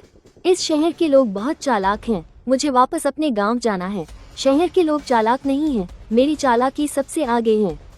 किसी राक्षस को किडनैप करने का मेरा भी ये पहला ही तजुर्बा था। सच कहूँ तो मुझे थोड़ी एक्साइटमेंट भी हो रही थी। मैं थोड़ा घबरा रहा हूँ, मुझे सांस तो लेने दो। तुम मुझे कहाँ ले जा रहे हो? कहीं तुम मुझे बेच तो नहीं दोगे? या कहीं मेरे अंग निकाल कर बेचने का तो इरादा नहीं है? तुम कुछ ज्यादा ही सोच रहे हो। तुम्हें बेचकर क्या मिलेगा? एक नेवले को कौन खरीदेगा? तुम्हें बेचने से मुझे बाल बराबर भी फायदा नहीं होगा। हाँ बिल्कुल, मेरे ये बाल ही तो सबसे ज्यादा कीमती हैं। मेरी ये असली और चमकदार खाल। मैं एक पल के लिए निःशब्द रह गया। तुम चिंता मत करो, मैं तुम्हारी खाल या बाल नहीं निकालने वाला। तो फिर तुमने मुझे पकड़ा क्यों है? क्या तुम मुझसे कोई मजदूरी करवाना चाहते हो? मैंने सुना है कि कुछ काली फैक्ट्रियों में मजदूरों का शोषण होता है, जहां उनसे दिन में 10-12 घंटे काम करवाया जाता है और आखिर में उन्हें पगार भी नहीं मिलती। उस अंधेरी फैक्ट्री में बंद होकर दिन रात मशीन के पेंच कसने के ख्याल से ही उस नेवले के डर के मारे रोंगटे खड़े हो गए। बस भी करो, अपने ख्याली पुलाव पकाना बंद करो। मैंने तुम्हें जेल भेजने के लिए पकड़ा है। जेल जाना समझते हो ना? जैसे ही मैंने ये कहा, नेवले पर मानो आसमान से बिजली गिर पड़ी। लेकिन मैं अब उससे और मगजमारी नहीं करना चाहता था। किस्मत से ठीक सामने ही स्पिरिट पुलिस स्टेशन था, तो मैं तुरंत उस नेवले को लेकर वहां पहुंच गया। जल्दी ही एक स्पिरिट पुलिस ऑफिसर मेरे पास आया। नमस्ते, कहिए क्या बात है? पुलिस वाले ने जाहिर तौर पर उस नेवले को भी देख लिया था, इसलिए वो काफी सतर्क लग रहा था। मैंने एक राक्षस को पकड़ा है, मुझे इसके बदले इनाम चाहिए। पुलिस वाले ने बड़ी इज्जत से मेरी तरफ देखा और अचानक बोला, क्या आप मिडनाइट बैंडिट चेनजिए हैं? मैं मुस्कुराया, अरे ये तो बस ऐसे ही नाम पड़ गया है। पुलिस वाले ने कहा, आप जरा रुकिए, मैं अभी जिन को बुलाता हूँ, वही खास तौर पर आपसे डील करती हैं। इतना कहकर पुलिस वाले ने तुरंत जिन को कॉल किया। जिन तुरंत भागती हुई वहाँ आई। क्या बात है, आप सच में मेरे आइडल हैं। अभी तो हमारी मुलाकात को ज्यादा वक्त भी नहीं हुआ था और आपने एक और राक्षस को पकड़ लिया। नेवले ने घबराते हुए कहा, मैं महान नेवला बाबा हूँ, प्लीज मुझे पकड़कर जेल में मत डालना। जिनिए ने मुझसे पूछा कि इसने क्या क्या बुरे काम किए हैं। लाओ, मैं इसे रजिस्टर में लिख लूँ। हाँ, तो मैंने उस नेवले की तरफ देखा और कड़क आवाज में कहा, तुमने कौन कौन से बुरे काम किए हैं? नेवला एकदम से डर गया और घबराते हुए बोला, मैंने कोई बुरा काम नहीं किया है। हो ही नहीं सकता, जैसे कि किसी को गाली देना या फिर खुले में टॉयलेट करना, इधर उधर थूकना या बच्चों की लॉलीपॉप छीनना। ये सब भी इसमें आता है। मैं नहीं चाहता कि इतनी मेहनत से पकड़ा गया ये राक्षस मेरी बोनस की रकम पर पानी फेर दे। लेकिन उस नेवले ने कहा, नहीं तो मैंने इनमें से कुछ भी नहीं किया है, पर मुझे उसकी बातों पर बिल्कुल यकीन नहीं हो रहा था। तुम ठहरे एक जानवर, और तुमने कभी खुले में टॉयलेट नहीं किया, किसे बेवकूफ बना रहे हो? नेवला बोला, पहाड़ी के नीचे वाले गांव में एक पब्लिक टॉयलेट है, मैं हर रात आधी रात के बाद वहीं जाता हूँ। और तो और काम खत्म होने के बाद मैं अपने हाथ भी धोता हूँ। मेरी आंखें फटी की फटी रह गई। धत तेरी की, ये पहाड़ी राक्षस टॉयलेट के लिए गांव के पब्लिक टॉयलेट में जाता है? क्या आजकल के राक्षस इतने संस्कारी हो गए हैं? हो ही नहीं सकता। अगर तुमने कोई बुरा काम किया ही नहीं है तो मेरे बोनस का क्या होगा? इतना कहते ही मुझे जनिए की अजीब सी घूरती हुई नजर का एहसास हुआ। मैंने झेपते हुए खांसा और बात बनाते हुए कहा, अरे मेरा मतलब है, अगर तुमने कोई बुरा काम नहीं किया है और मैंने तुम्हें पकड़ लिया तो लोगों को लगेगा कि मैं सिर्फ बोनस पाने के लिए बेगुनाह राक्षसों को पकड़ रहा हूँ। नेवला लगभग रो पड़ा। उसने रुआन से होकर कहा, क्या ऐसा नहीं है? अब मुझे सच में थोड़ी शर्मिंदगी महसूस हो रही थी। इतने संस्कारी राक्षस को पकड़ लिया, ऐसा लग रहा है कि इसे तो जेल भी नहीं भेजा जा सकता। तभी जनिए बोल पड़ी। उसने नेवले से पूछताछ करने का फैसला किया ताकि यह पक्का हो सके कि क्या सच में इसने कोई बुरा काम नहीं किया है। जनिए ने नेवले की तरफ देखा और कहा, सबसे पहले मैं तुमसे एक बात पूछती हूँ, हाईचिंग आने से पहले तुम कहाँ रहते थे? नेवला बोला, मैं हाईचिंग के बाहरी इलाके में पूर्वी पहाड़ी पर रहता था। सिर्फ टॉयलेट जाने के लिए पहाड़ी से नीचे गांव में जाने के अलावा मैं शायद ही कभी पहाड़ी से बाहर निकला हूँ। जनिए ने पूछा, क्या तुमने कभी किसी इंसान को नुकसान पहुँचाया है? बिल्कुल भी नहीं। हाईचिंग आने से पहले मैंने तो गिने चुने इंसानों को ही देखा था। नेवले के चेहरे पर पूरी सच्चाई थी। तो फिर तुमने? जनिए को भी अचानक समझ नहीं आया कि आगे क्या पूछे। पहले तो हमेशा पक्के सबूत होते थे जो साबित करते थे कि किसी राक्षस या भूत प्रेत ने कोई बुरा काम किया है, तभी उन्हें पकड़ा जाता था। लेकिन आज तो गजब ही हो गया।